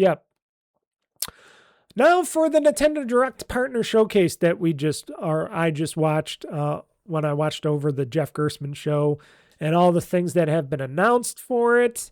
So I'm going to get into that stuff now. I'm checking here to see if this is just all, or if they got a list here. Nope, I got to probably go scrolling through this here. Oh, they do got a list here. Oh, no, this is the list of other things. So they did show some stuff, not too much stuff. It was like 30 minutes for the Switch and Switch 2 announcements. I'm going to just go through this stuff. None of this stuff anything really I cared about. So old school anime inspired co-op game, Orbitals narrows Nintendo Switch 2 release window. So I'm guessing Orbital game is coming. The Orbitals, there's nothing there that I cared about on that. Paranorma site, The Mermaid's Curse scares up February release date for Nintendo Switch. Know nothing about this game either. Players will follow Yuza Minakuchi, a pearl diver, can't read, who uncovers a spooky version of himself underwater when the latest paranormal site comes to Switch later this month. Pre-orders ahead of its February 19th release date, available today. I'm sure this is for somebody. I didn't strike me at all. Captain Tsubusa 2 World Fighters gameplay kicks up Switch launch with the stylish soccer game. So this is like a stylish anime soccer game. So anime action met Tensei soccer gameplay, and a brief look of Captain Tsubasa 2, World Fighter. I'm sure that's for somebody. A lot of these games are probably more Japanese-ish for the Japanese Asian markets more than the American markets, because these are coming from them. This one was okay, but then this next game looked okay, but unfortunately this is a run and hide kind of game, and I don't really like those run and hide kind of games. They got that Aliens, what's it called? Aliens, shit. It's the one where you gotta run, duck, and hide. You can't fight them. You can't kill them. That kind of a game. I don't like those kind of games. I want to be able to motherfucking tear a hole in those aliens. So this one's called Tokyo Scramble. Delivers underground dino horror with Nintendo Switch 2. It's basically you're running around. You're trying not to get caught by these dinosaur things, these velociraptor-looking things that crappily eat you, because they were showing the game and they were showing the raptor thing trying to eat the girl, and it just went right on top of her and went, and then pulled back, and you don't see nothing from her. You don't see your backpack ripped up. You don't see blood and guts. You don't see nothing. You're just dead. Basically, its creatures called Xeno can kill players instantly. And it's basically you got to have quick thinking and strategy are necessary for survival.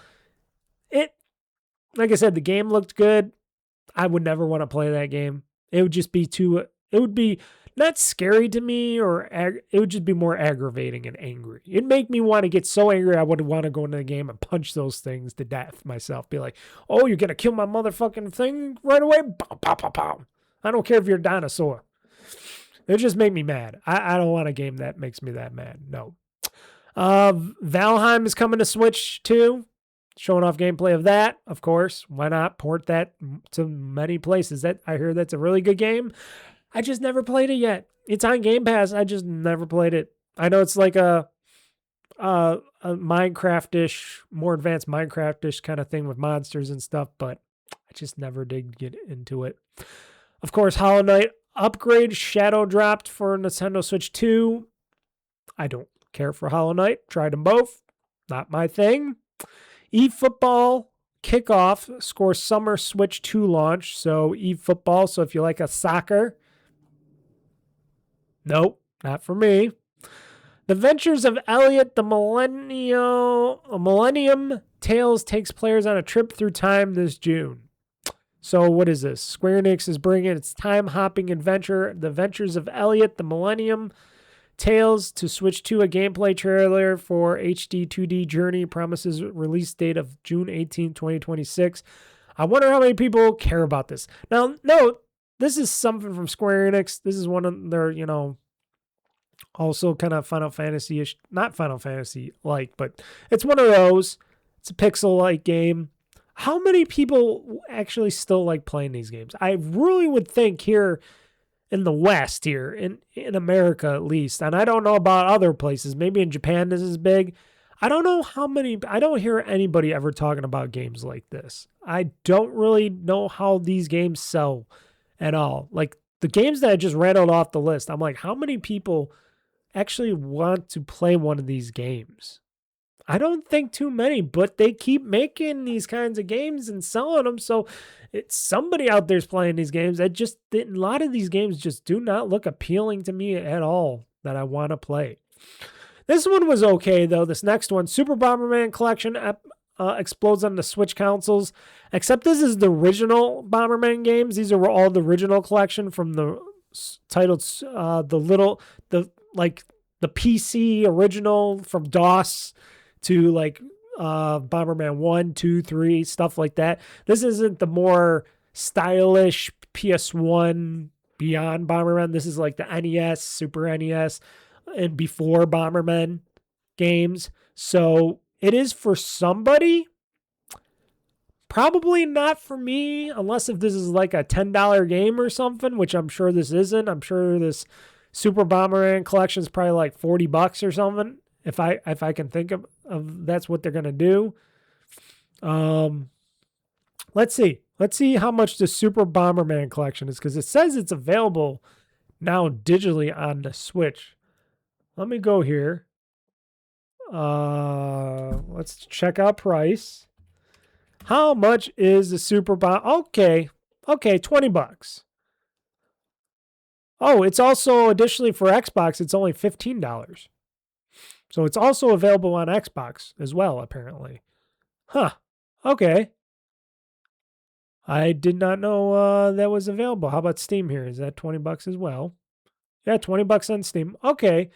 Okay, that's a bit better. It's still somewhat what I was thinking, but $20 for those old ones? Sure, I guess. I still would hesitate to want to buy it and play them, but I'm sure it'll get cheaper. I didn't know it was coming out, but I should have known it was going to come out on Xbox as well. But yeah, okay. Is the physical edition for the Switch 2 going to be only $20? Because those cartridges are expensive. So, or is it going to be like $29.99 on the Switch 2? We'll wait and see on that. Because physical editions of the game's got to be more expensive. But digital, $20, okay. For all those old games, okay. I can get them. I'm sure I have them all on ROMs anyways, but okay. And then this thing that was announced, which we knew about, but this is announced too, and it's confirmed for the Switch 2 on release date. Final Fantasy VII Rebirth. Woo! This is the second one. Because stupid me, Mr. Mike, thought that Final Fantasy VII Remake and Rebirth were in the same game. Like I was getting both those titles in the one. No, I was totally wrong on that, folks. No, Rebirth is its own game, and it's coming out in its own game, and it's coming out for Nintendo Switch 2 and Xbox for PC for $40. Yep. So I was wrong. Mr. Mike, was wrong on that. Yeah, so anyways, yeah, I was stupid on not thinking that both games were on one, but that's what I thought because it was like Final Fantasy VII Remake Intergrade. So what does the whole Intergrade thing mean? I don't get it. I don't get why they would even say that. They should just say Final Fantasy VII like they're doing with this, Final Fantasy VII Rebirth. I don't think they're calling it Intergrade or anything like that. At least not what it's showing up here on the Nintendo Direct. But it looks good. I will be buying it. It's already up for pre-order on my Xbox PC thing here. I got it in the storefront. I'm looking it up now to see if it's called Intergrade as well, because I forgot, because, you know, that's me for you in a nutshell. Let's go to the store. It's going really slowly. It's loading up really slowly, the store. I don't know why it's loading up really slowly. Here we go.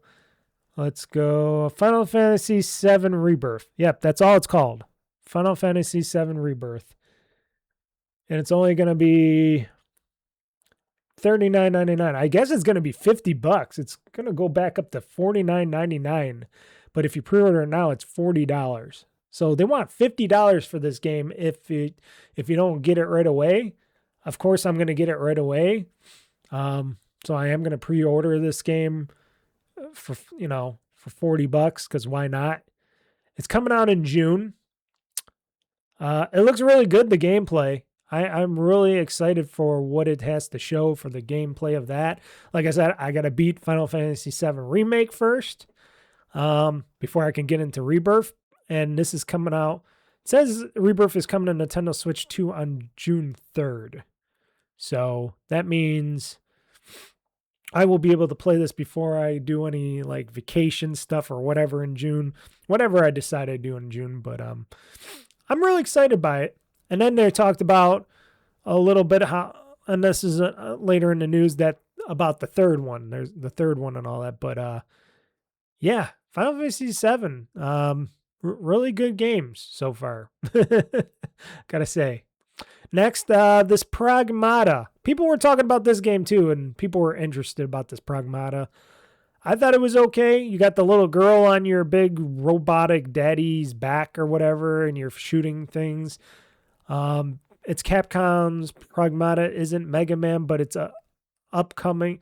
But it is coming to Switch 2 April 24, 2026, its release date puts the puzzle action game out in a few months. So it's a puzzle action game.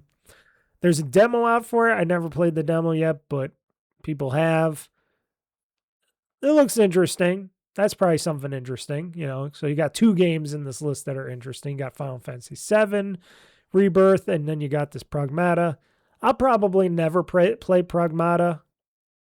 You know, I don't know. Maybe if it comes on Game Pass or something. But otherwise, I don't know. I'll watch people play it, though. I'll watch people play it. It looks weird. It looks weird. The next game they announced, Turok Origins, announced for Switch 2 with a fall 2026 release window. So if people like their Turok, they got some Turok Origins for you guys from Saber Interactive. Is mixing dinosaurs and aliens with Turok Origins on Switch 2. Highlights from its gameplay trailer showed a third and first-person gameplay, co-op support, and a release window of fall 2026.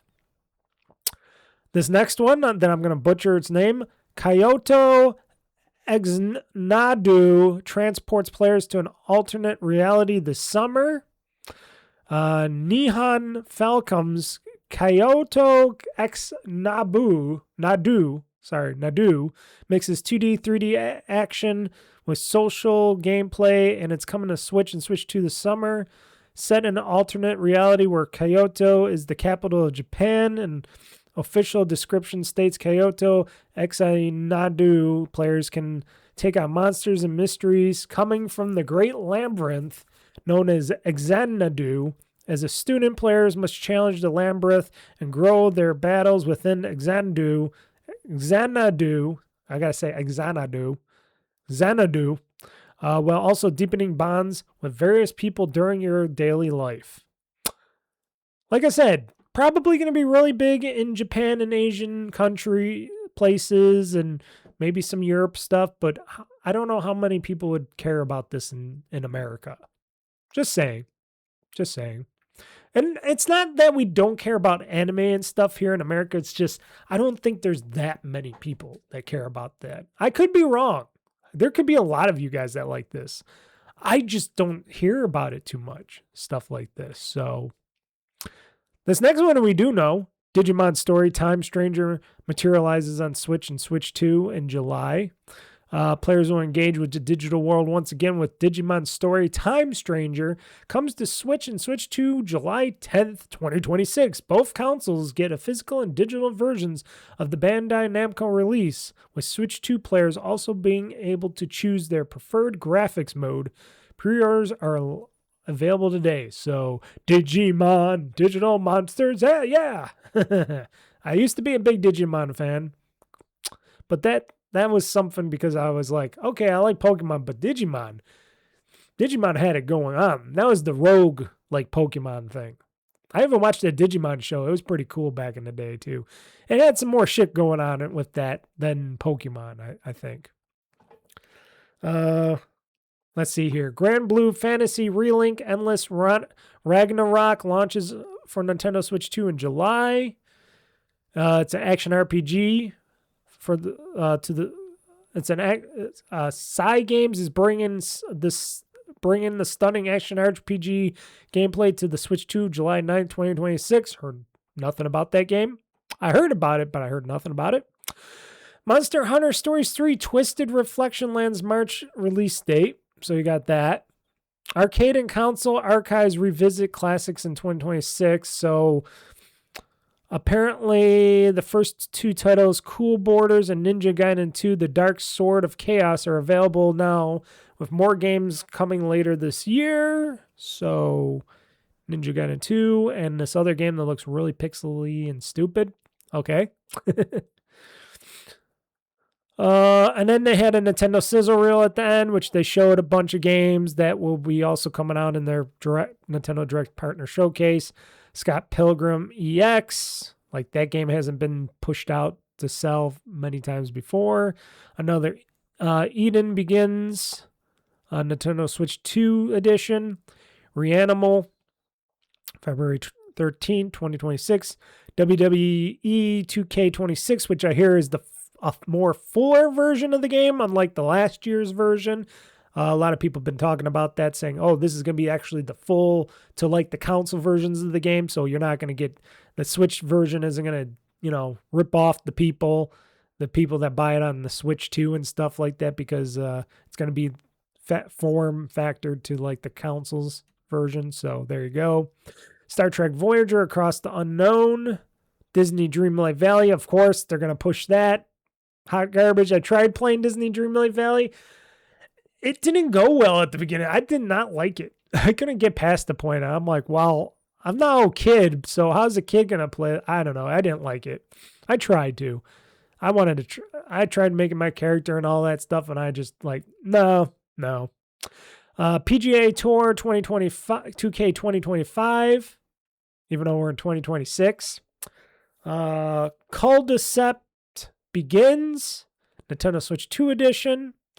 Goat Simulator 3, Shadow Tactics, Blades of the Shogun, Tales of Arise Beyond the Dawn Edition.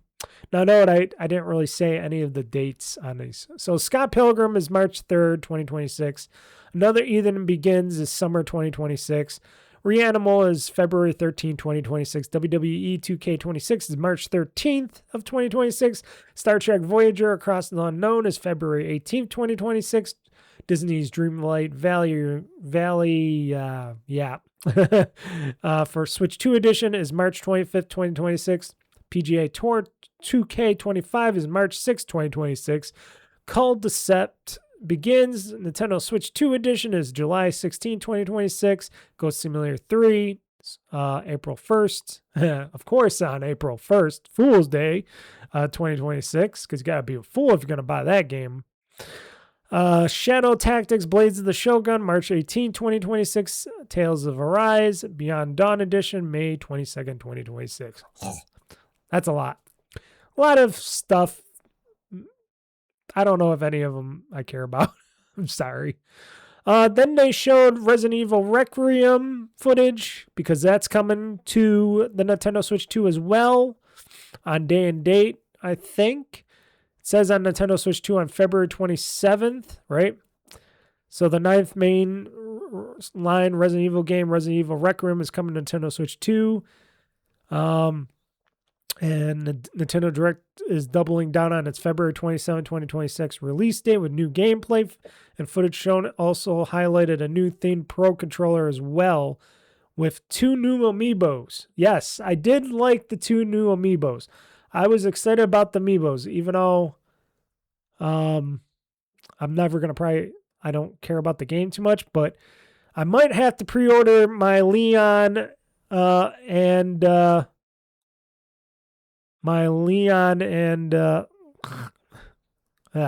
Grace. Yeah, my Leon and Grace amiibos, because they look pretty cool. They're probably expensive, but they're pretty cool. And they're coming out this summer of 2026. So I'm interested about these 2 amiibos. Why? I don't know why. I like these amiibos. I like the characters of Resident Evil. I like Leon. Grace looks pretty hot. So she's a badass, probably a hot girl. So why not? I don't know. I got something wrong with me, people. I know. Even though I probably will never, I'm not going to say I'm never going to play the game, because I'm sure this game will eventually end up on Game Pass, because they just got Resident Evil Village on there. I do own 2 of the new remakes, Resident Evil Remake games, that I'll eventually play on PC. I just got to get a little modding onto them, because I want to. The only reason why I don't play any of these new Resident Evil games, even though I hear they're great, is because I hate the puzzle-like shit in them. I hate the puzzle. Like, just make them scary, spooky, shooty type of games, stuff like that. I don't want to have to go inside my inventory to try to fit shit, like my weapons and bullets in there, and do a puzzle-like thing to get the, things right so I can fit them in there so I can use them in my journey and stuff. I don't like that. That's not scary to me. That doesn't add anything for me. That just makes me aggravated. But apparently there's a mod out there for the PC versions where I can actually change that and get like unlimited ammo or do some stuff. And it's not supposed to affect my achievements or something like that, they said. And I can make it like better. So when I'm going playing through the games, that stupid puzzle shit in there doesn't affect me, which that's what I want. Now call it a cheat, but I'm only cheating myself. But if it helps me want to play the games, it helps me play those games. And I want to play the games like this, but I just don't want to do the stupid puzzly shit. And that's the only thing that keeps me from playing those damn Resident Evil games is the puzzle shit in them. Even the originals, and I tried playing the original Resident Evil many times. I hated the puzzle shit in there. I like the franchise. I just hate that. I like the movies. I like the animated movies. Even the live actions. I know a lot of people are mixed on those with the Mila Jovovich movies and stuff like that, but I like them in a sick way. I like them. I love the anime films of them. Those are always great. And I just like the whole Resident Evil concept. I just don't like the puzzle bullshit. Same thing with, that's why I like the Dead Rising games and not that. And that's why I'm kind of like, do I really want to play Silent Hill F when it has all that stupid puzzle-like shit in there? I don't know. I like the game. I watch people play the game, but I just don't. I don't want puzzles with my horror. Get the damn puzzles out of my horror games. I don't know why they insist on having the damn puzzles in my horror. You know what I mean? I don't know. It doesn't help the scariness. It doesn't help anything with the game for me. I know it helps keep the game loaded longer for people, but it's just not for me. Not for me. Also, Microsoft brought some games to the table as well, because why not?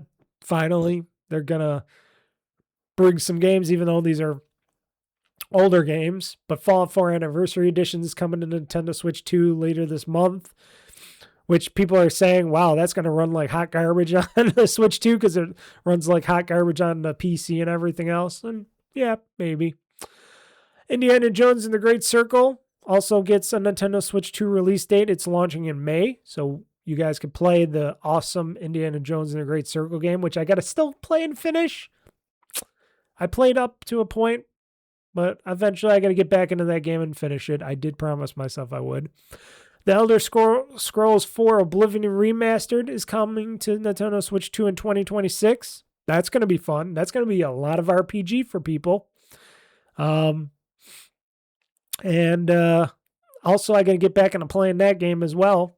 I did beat Skyrim, but I got to go back and play Elder Scrolls 4 Oblivion. I tried it out on our first gameplay, and I never went back because, like I said, I got all these other games to play, but I just wanted to try it out in first gameplay just to check it out. But yeah, those were the only Microsoft games in there, and Todd Howard came on to the stream to talk about how much Microsoft loves Nintendo and how these games are going to be awesome on a Nintendo Switch 2 and stuff like that. You know, his own stuff like that. Yeah, there you go. That was the Nintendo Switch or Nintendo Direct. And apparently people are saying that there's rumored there's going to be another Nintendo Direct, but for the main Nintendo games, for Nintendo proper games, they just don't know when that's going to happen.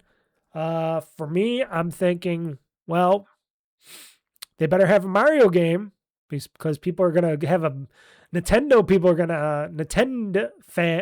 fans are going to have a fucking meltdown if you don't show a damn Mario game and you show all these other games. I don't blame them. Like I said, if Nintendo ever comes out with a Switch 2 portable or a Switch 2 Lite like they did with the original Switch, and they have actual games that I want to buy for the Switch 2 eventually, I will definitely get a Switch 2 Lite. That's what I was thinking of. If I'm going to buy a Switch 2, I'll get a Switch 2 Lite and have the portable handheld version of the Switch 2 and, you know, be able to play the games otherwise. But, yeah, I'm interested in to see what Nintendo has to bring because I heard also hearing that Switch 2s are, even though they're outselling everything, like their previous Switches and DSs and stuff like that, it is slowing down significantly with Switch 2 sales. So going forward, are people going to be continuing to buy more Switch 2s? That's a question, folks. That is a question. In more news, Obsidian's Outer Worlds 2 underperformed, and there won't be a third. I think I talked about this earlier. Pretty sad on it, even though I had some little issues, annoying issues in Outer Worlds 2. It's been pretty fun. Some people were saying it's because of the Game Pass. The Game Pass is what underperformed it. And I'm like, nah, I don't think it was because of Game Pass. Because don't forget, they were selling this on the PS5, they're selling this on Steam, they're selling this on Xbox for PC. People didn't all have Game Pass. They could have bought it. And if everybody had Game Pass and they were all getting Game Pass to play it, I'm pretty sure Xbox and Microsoft would be okay with that. But I don't know. My theory is on the second article that I have here about the Outer Worlds 2, that it was, and I believe this entirely of this article, and this is an IGN article, capitalism was the true villain all along for the Outer Worlds 2 as fans react to the sequel hopes fade. Because they state that Microsoft's initial $80 price killed the hype, which that's what I felt. And I talked about that earlier. I feel that maybe when Microsoft was saying, hey, we want to make our games premium games, we're going to charge $80 for these games. And unfortunately, because the Outer Worlds 2 was coming out at that time, it was the victim of Microsoft's price hikes and stuff like that. And after they slapped that $80 price point on there, there's these so-called savvy gamers or gamers out there, they were like, $80? Fuck that. They're doing the Nintendo shit for a console that's way underperforming, and games that are coming out and people are not buying them as much. They're Microsoft/Xbox is doing all the wrong moves, making all the wrong moves here. And people are like, fuck that. No $80 for that game. And me, I was like, well, I'm playing on Game Pass, so it doesn't matter if it's $80 or not. So I didn't really care. But apparently that might have been the part that was the grenade that killed the price tag, that killed the interest of the game, even though Microsoft/Xbox quickly changed that around and said, hey, no, we're dropping it down to 70, again. And like I said, this is another thing I said. I said Microsoft should have maybe held strong with that $80 price point. And hear me out, like I said earlier, maybe they should have kept it $80, but said, hey, if you guys pre-order it now or pre-order it early or get it on the day, you can get it a $10 off of that to get it for $70 for a limited time deal. And then when people started buying, going crazy buying, because they're like, oh, okay, it's going to be $70 at launch and $70, for, the pre-orders, and people getting gamers to think, oh, maybe, and then it's going to go back up again. And then Microsoft could say, well, so many of you, Microsoft could have said this with all the people buying it. And they could have said, oh, because so many of you are buying this game for $70, we changed our minds and we said, we're going to keep it at $70 because we feel maybe you didn't want it at $80 and you feel like this is a $70 game. So we'll keep it at $70. And then maybe people would have been like, okay, I don't know. I don't know if they could have tricked.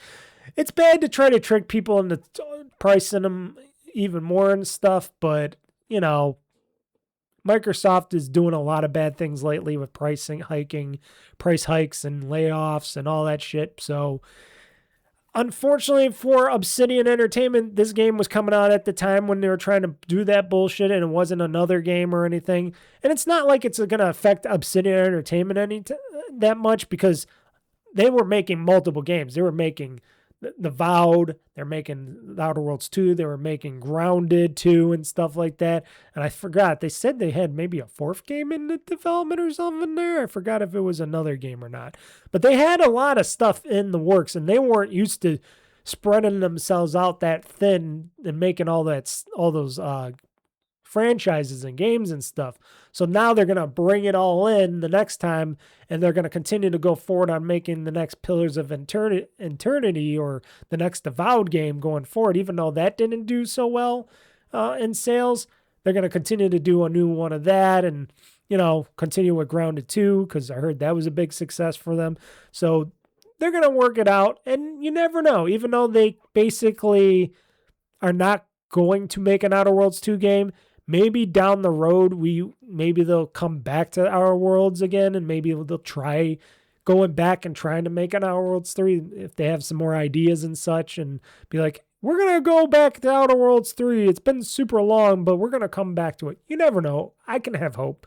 Because maybe by then, Microsoft will change its whole philosophy again, and maybe we'll have new CEOs, maybe new board members, maybe new stockholders, maybe the company will go back to the original, the way it was, and maybe, just maybe, fingers crossed, maybe we can fix the whole Xbox bullshit, and they can fix Xbox and Game Pass and all that stuff and make it so that people will like Xbox again, and they can maybe get some people back on board. I don't know. I would hope so. And then at that time, they can come back out with another Outer Worlds game. Because, like I said, the sequel is great. The first one is horrible. The sequel is pretty good.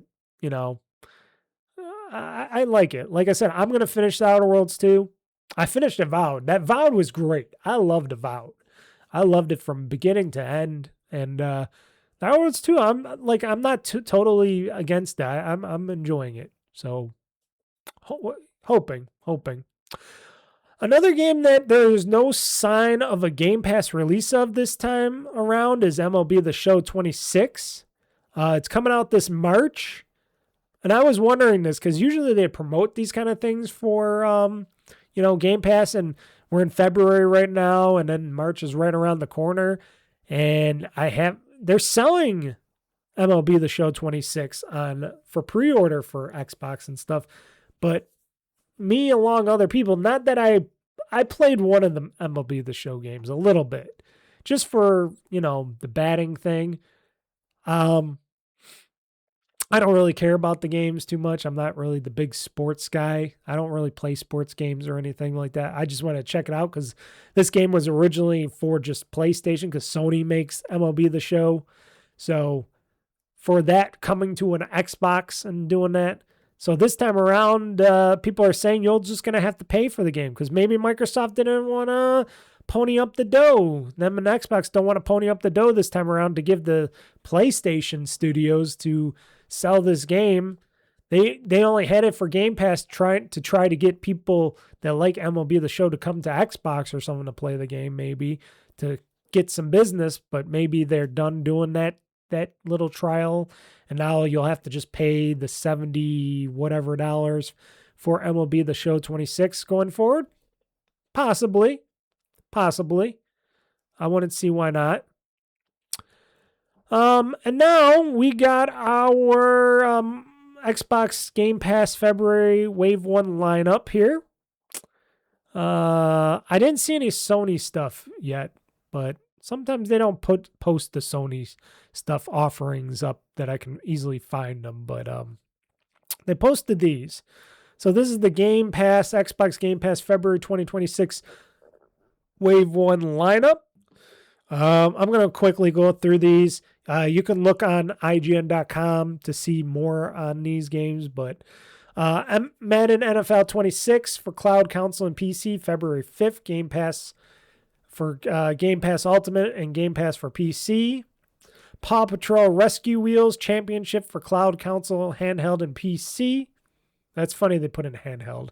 And PC, February 5th for Game Pass Ultimate, Premium, PC Game Pass. Reloaded for Cloud, Xbox Series X and S, and PC, February 10th, Game Pass Ultimate and PC Game Pass.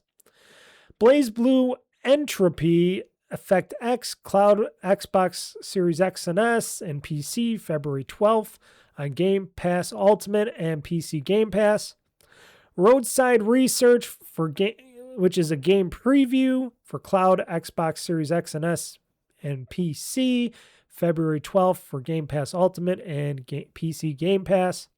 Star Sand Island for Cloud, Xbox Series X and S, PC, February 12th for Game Pass Ultimate, PC Game Pass.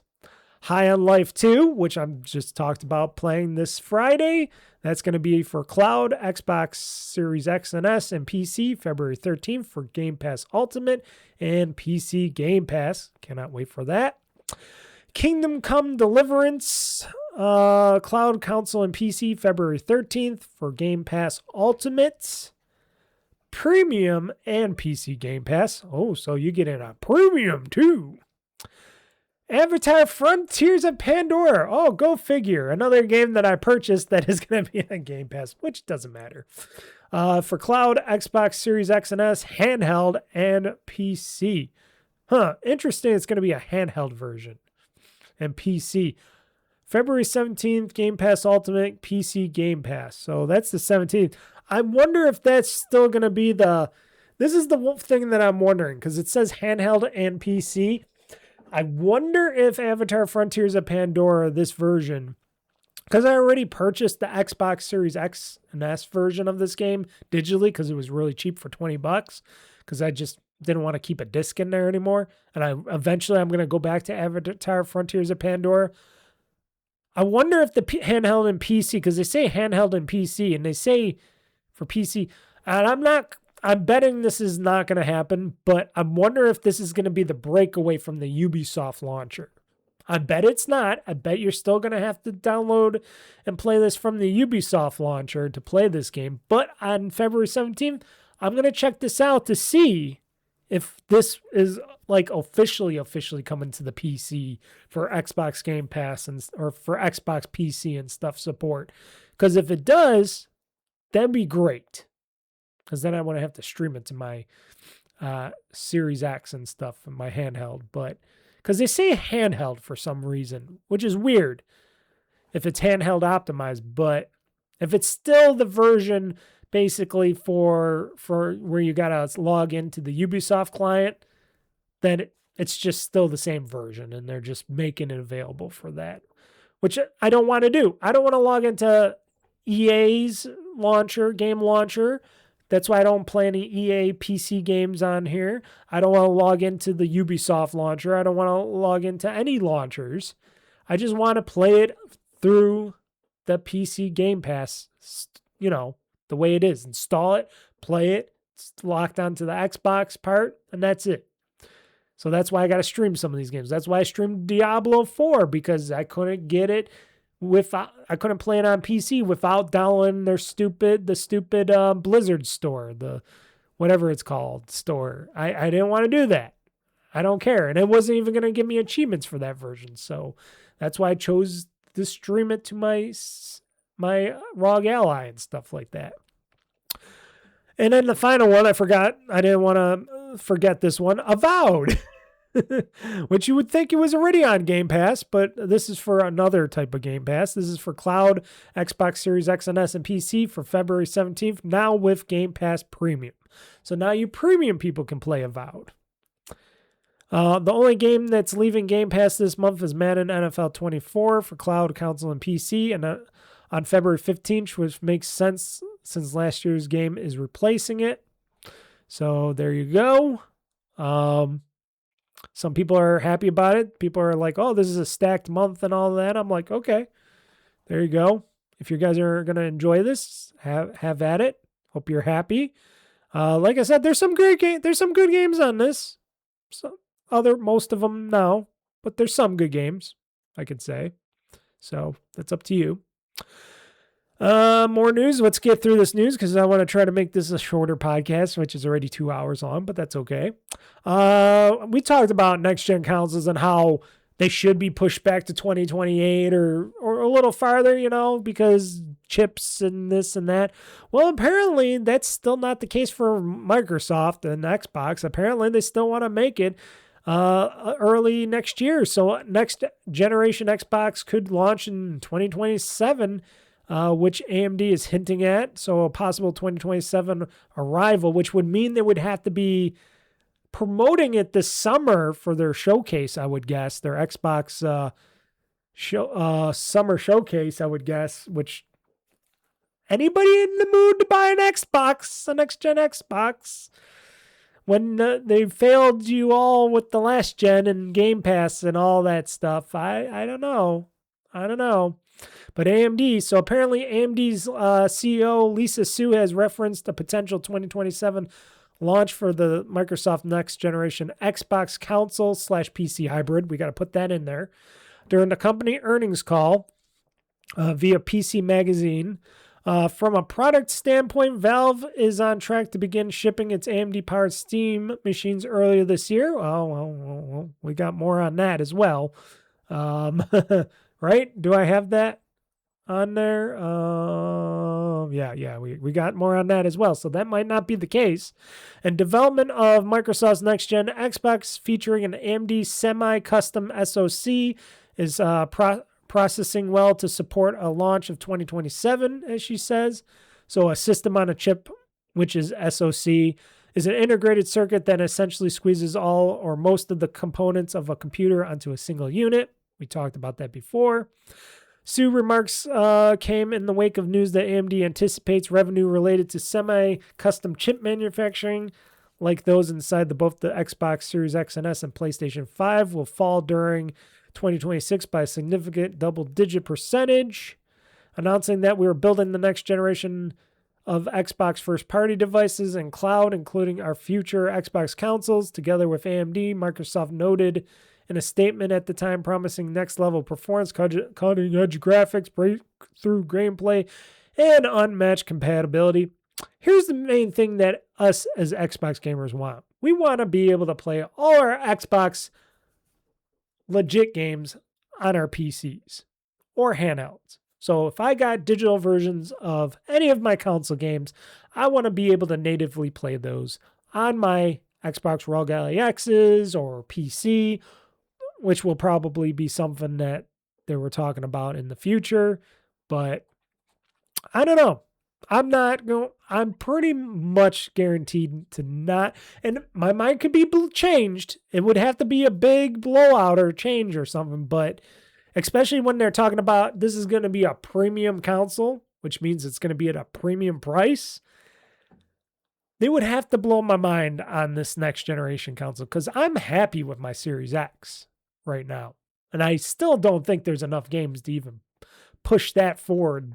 But if they were to blow my mind, but I doubt it, so I'm just going to stick mostly to PC gaming and stuff going forward, which is okay because it's Xbox for PC gaming. I got Steam, stuff like that. Possibilities are endless.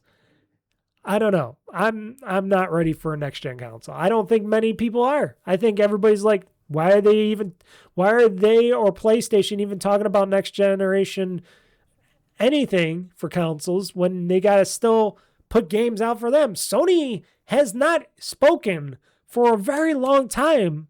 And I'm still saying this for you as PlayStation gamers, because Microsoft's at least putting out games. It might not be games that you want to play, or they might be too expensive, stuff like that. And maybe you're so ignorant against Xbox and anything Xbox or Xbox gaming and stuff like that. That's on you as a gamer.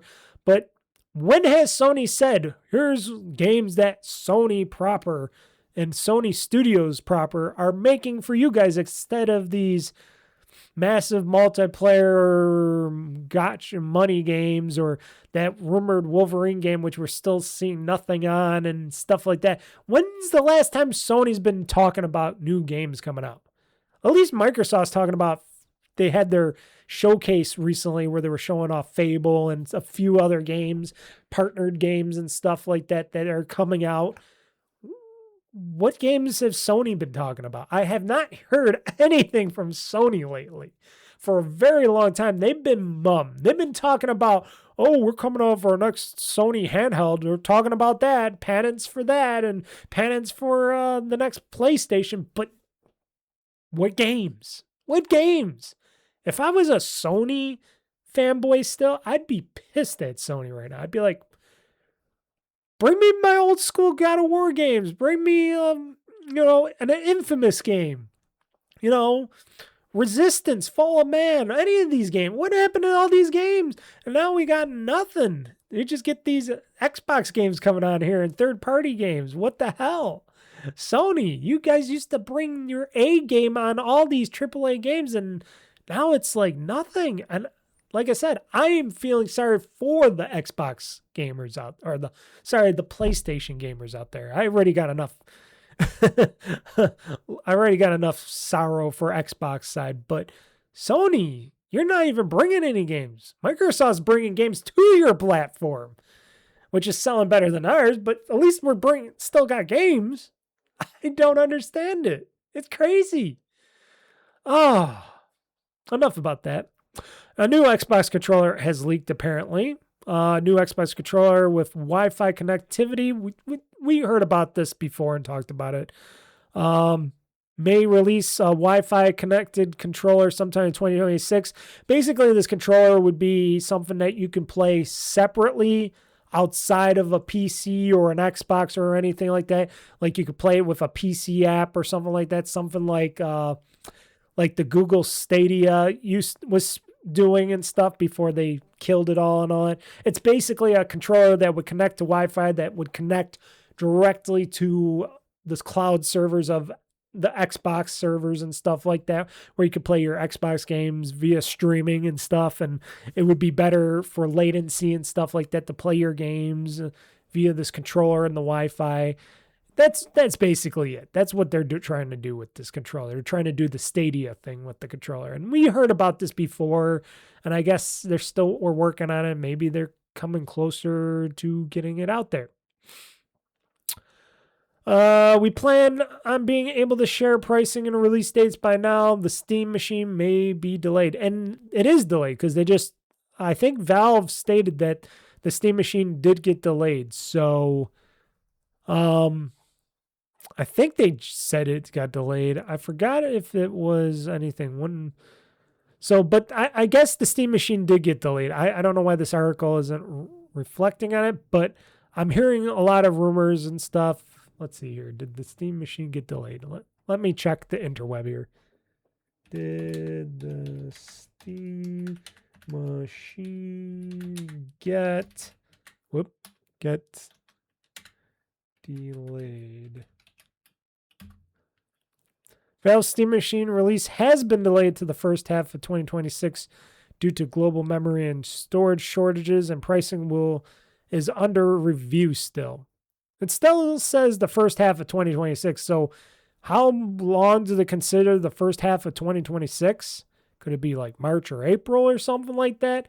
But apparently the Steam machine has been delayed. Not that I was going to buy one because it's supposed to be very expensive, or more expensive than you would think. If it was under $500, sure, but it wasn't going to be like that.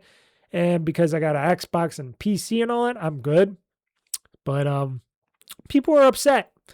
Gamers out there were, especially Steam and Linux gamers out there apparently, were upset that the Steam machine was delayed because they were like, oh man, that was going to be our redemption for Steam and the Steam OS and Linux-based gaming. And it's like, well, that just took a big hit.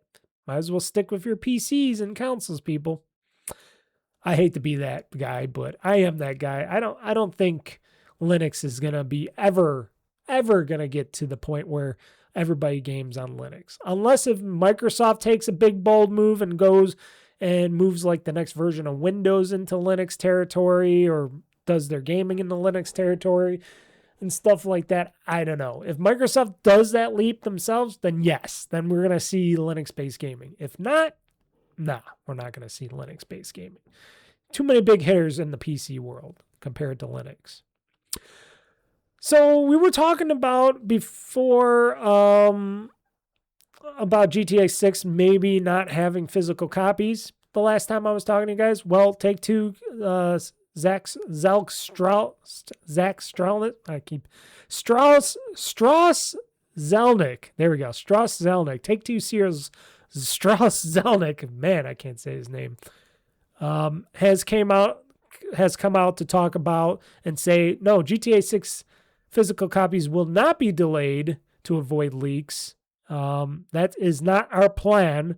So I guess he had to come out for damage control because apparently, people were worried about not getting physical copies of the game for some reason, even though it's going to be a big giant game and it's probably better to just digitally download it nowadays than get a physical copy. And the only reason I get a physical copy of the game is if it comes in a nice collector's edition, which they used to do, which hopefully they'll do this time around. But remember there was the article last week from Polish outlet ppe.pl stating that there was anonymous sources saying that the discs could be delayed and by a few weeks or months or whatever. And I was like, they can make sense. Or it can make sense if they wanted to go all digital. But apparently, according to them, according to Take-Two CEO, right from the horse's mouth, he felt like he had to come out there and tell all the GTA fans out there, don't worry, you'll get your discs on day one. So Strauss Zelnick, right from the horse's mouth at Take-Two, CEO, says you're going to get your physical copies day one. So don't you worry, folks. Do not listen to that PPE, people. Personal protective equipment. That's what that stands for in the working world, people. PPE is an actual term for personal protective equipment in the real world. I know this because I work in the real world. Take-Two also addressed the future of GTA Online after GTA 6 a little bit. So the parent company Rockstar Games has addressed what the future of GTA Online could look like after the highly anticipated GTA 6 launches later this year. While it's common knowledge that Grand Theft Auto 6 will finally release on November 19th, assuming there's no further delays. And if there was, I'm sure they would have to take that game off sale or off pre-order. I don't even know if you could even pre-order it because there's no price, but they wouldn't be able to put it on consoles to sell it until they get an actual release date, because I'm pretty sure the gaming industry would be extra pissed at them if they delayed it again. And I'm pretty sure they're not going to delay it again. Even Stralnik stated, I can't say his name, Strauss Zelnick stated it was not going to get delayed again. So I'm pretty sure that this is the final time they could push GTA 6 back. But as it remained a mystery what its arrival would mean for GTA Online, the multiplayer counterpart to GTA 5 that has also been going strong for 13 years now.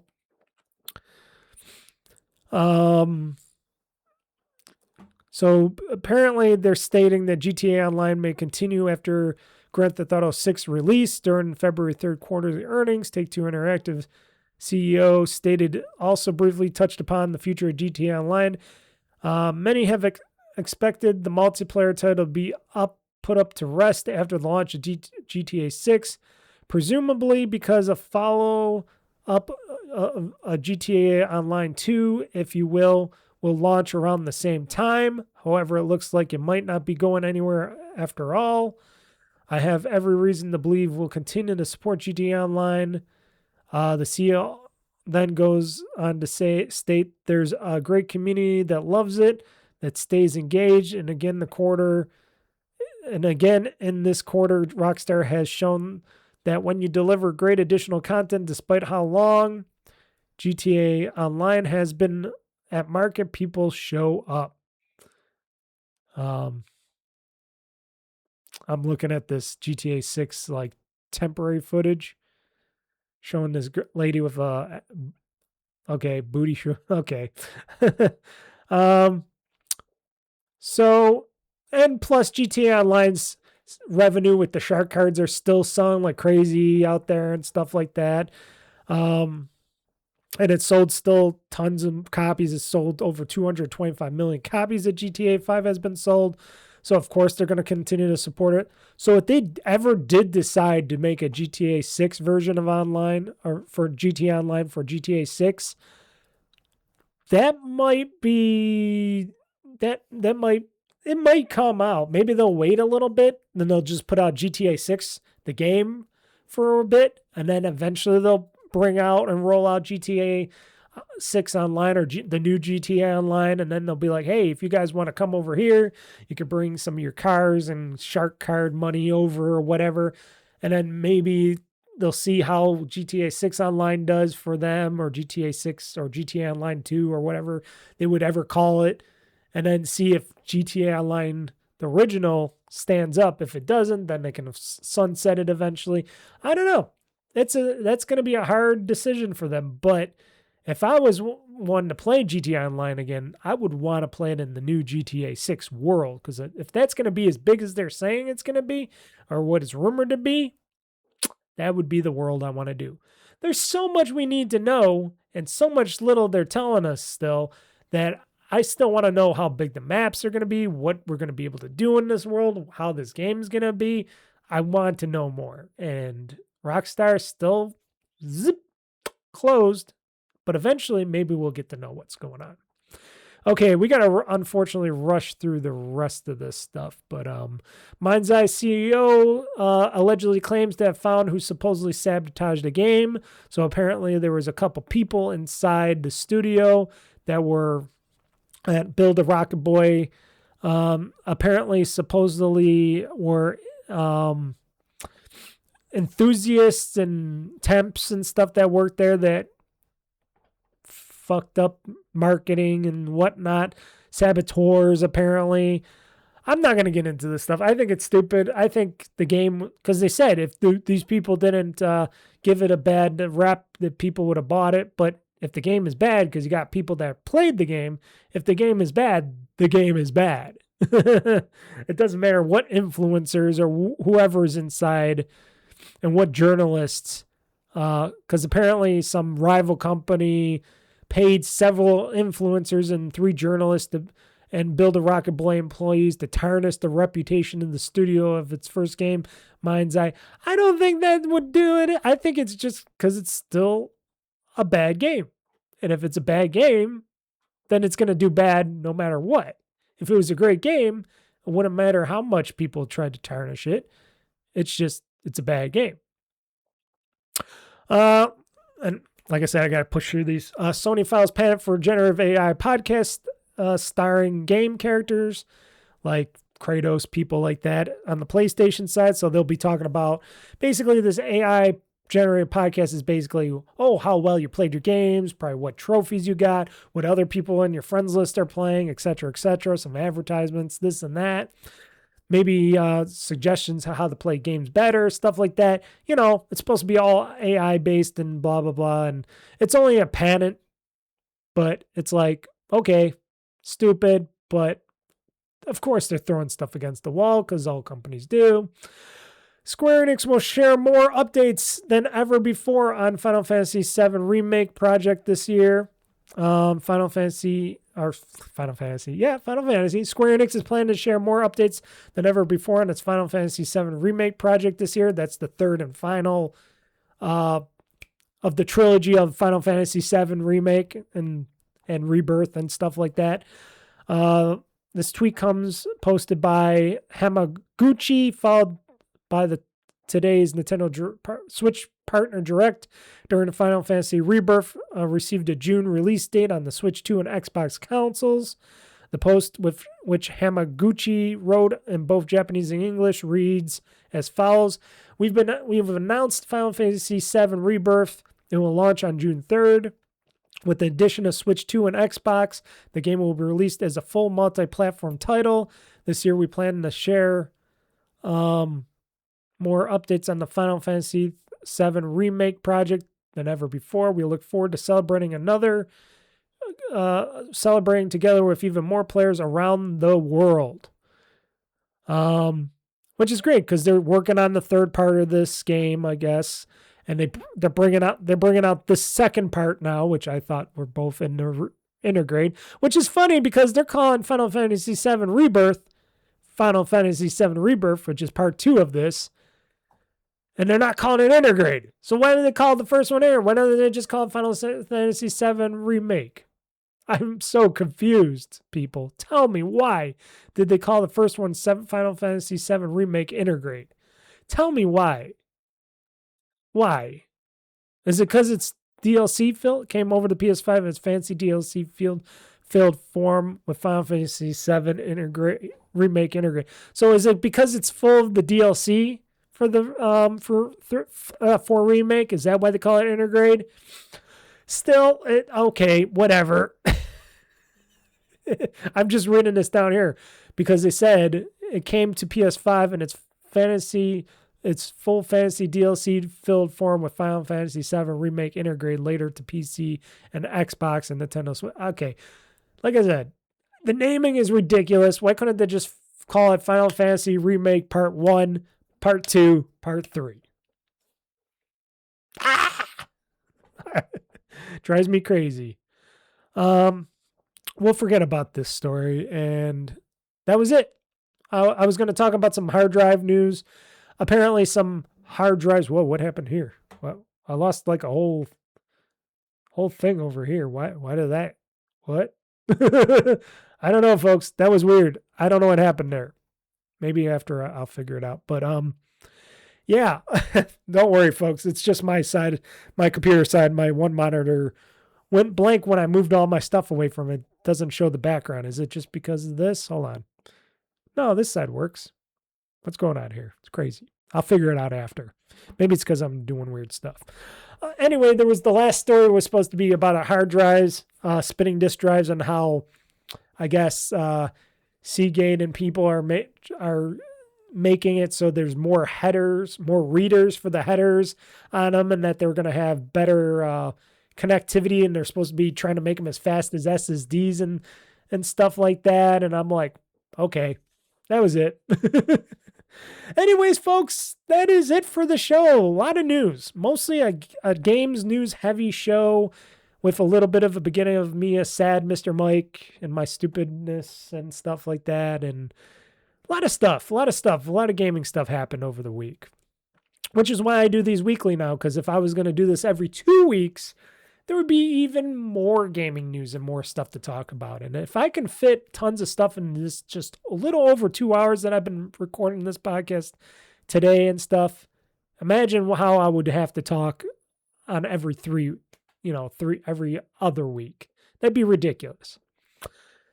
Anyways, I'm still looking forward to trying to make it a smaller podcast, but I don't know if that'll ever happen. Anyways, folks, thank you for joining me. Thank you for joining me here on this GamezAttack podcast. I enjoy doing these, even though I like to rush through the end sometimes. But there's been a lot of stuff going on, and I'll update you guys on the whole eBay and USPS case and stuff going forward for the package. I think it might be a total loss. I'm a little sad on that because I'm missing out on some money, but you never know. Maybe something will happen or whatever. I don't know. But as of right now, I'm just going to move forward from my mistakes and try to sell things better on eBay, not try to get scammed. I'll have to be more scrupulous and so forth going forward. Yeah. Anyways, thank you for joining me on this podcast. Like I said, got stuff going on this week. PC Building Simulator. Going to be playing some High on Life 2 this Friday for the first gameplay live. Cannot wait. I hope it's going to be good. Like I said, I loved the first High on Life game. I thought it was great and funny. I know some people were annoyed by the talking guns. I like the talking guns. I like that game. That's why I beat the game. And I think I'm going to like this. I'm hoping. Let's hope that Squanch Games can make this happen again, because I really like their first game and I want to support them via Game Pass, of course. So until next time, folks, I am going to get out of here. I know I'm leaving everything else on the table, but visit my website at OldFreakyGamer.com for videos, the podcast, and more, the show schedules and stuff like that. I got it all at OldFreakyGamer.com. Links to my YouTube. If you can't figure out how to get to my YouTube channel, which is easy, just go to YouTube, search OldFreakyGamer. It's very easy. Subscribe. It's all free. If you feel sorry for me for being an idiot and stuff, I hate to say this, but if you feel sorry for me being a stupid idiot and my package thing, and you want to throw me a few little shekels, I got Mr. Mike's tip jar. Could go to oldfreakygamer.com to go to that, or you could go on my YouTube channel, and there's a link to my Mr. Mike's tip jar as well. for that if you want to tip me a little something and give me a big FU. So I'm out of here, folks. So everybody, until next time, I'm Mr. Mike signing out saying game on, game hard, world conquest, pushing this game button, and the show is now game over. Pixels flicker neon bright, old freaky gamer plays all night. Joystick in one hand, fries in the other. He's the king of one more level, brother. Press start, he's in the zone. His throne's a squeaky chair alone. Old freaky gamer, he's tapping that, blasting through the game's attack. Level up and don't look back. Old freaky gamer on the track. 8-bit dreams and a 16-bit past. His reflex is slow, but his will is fast.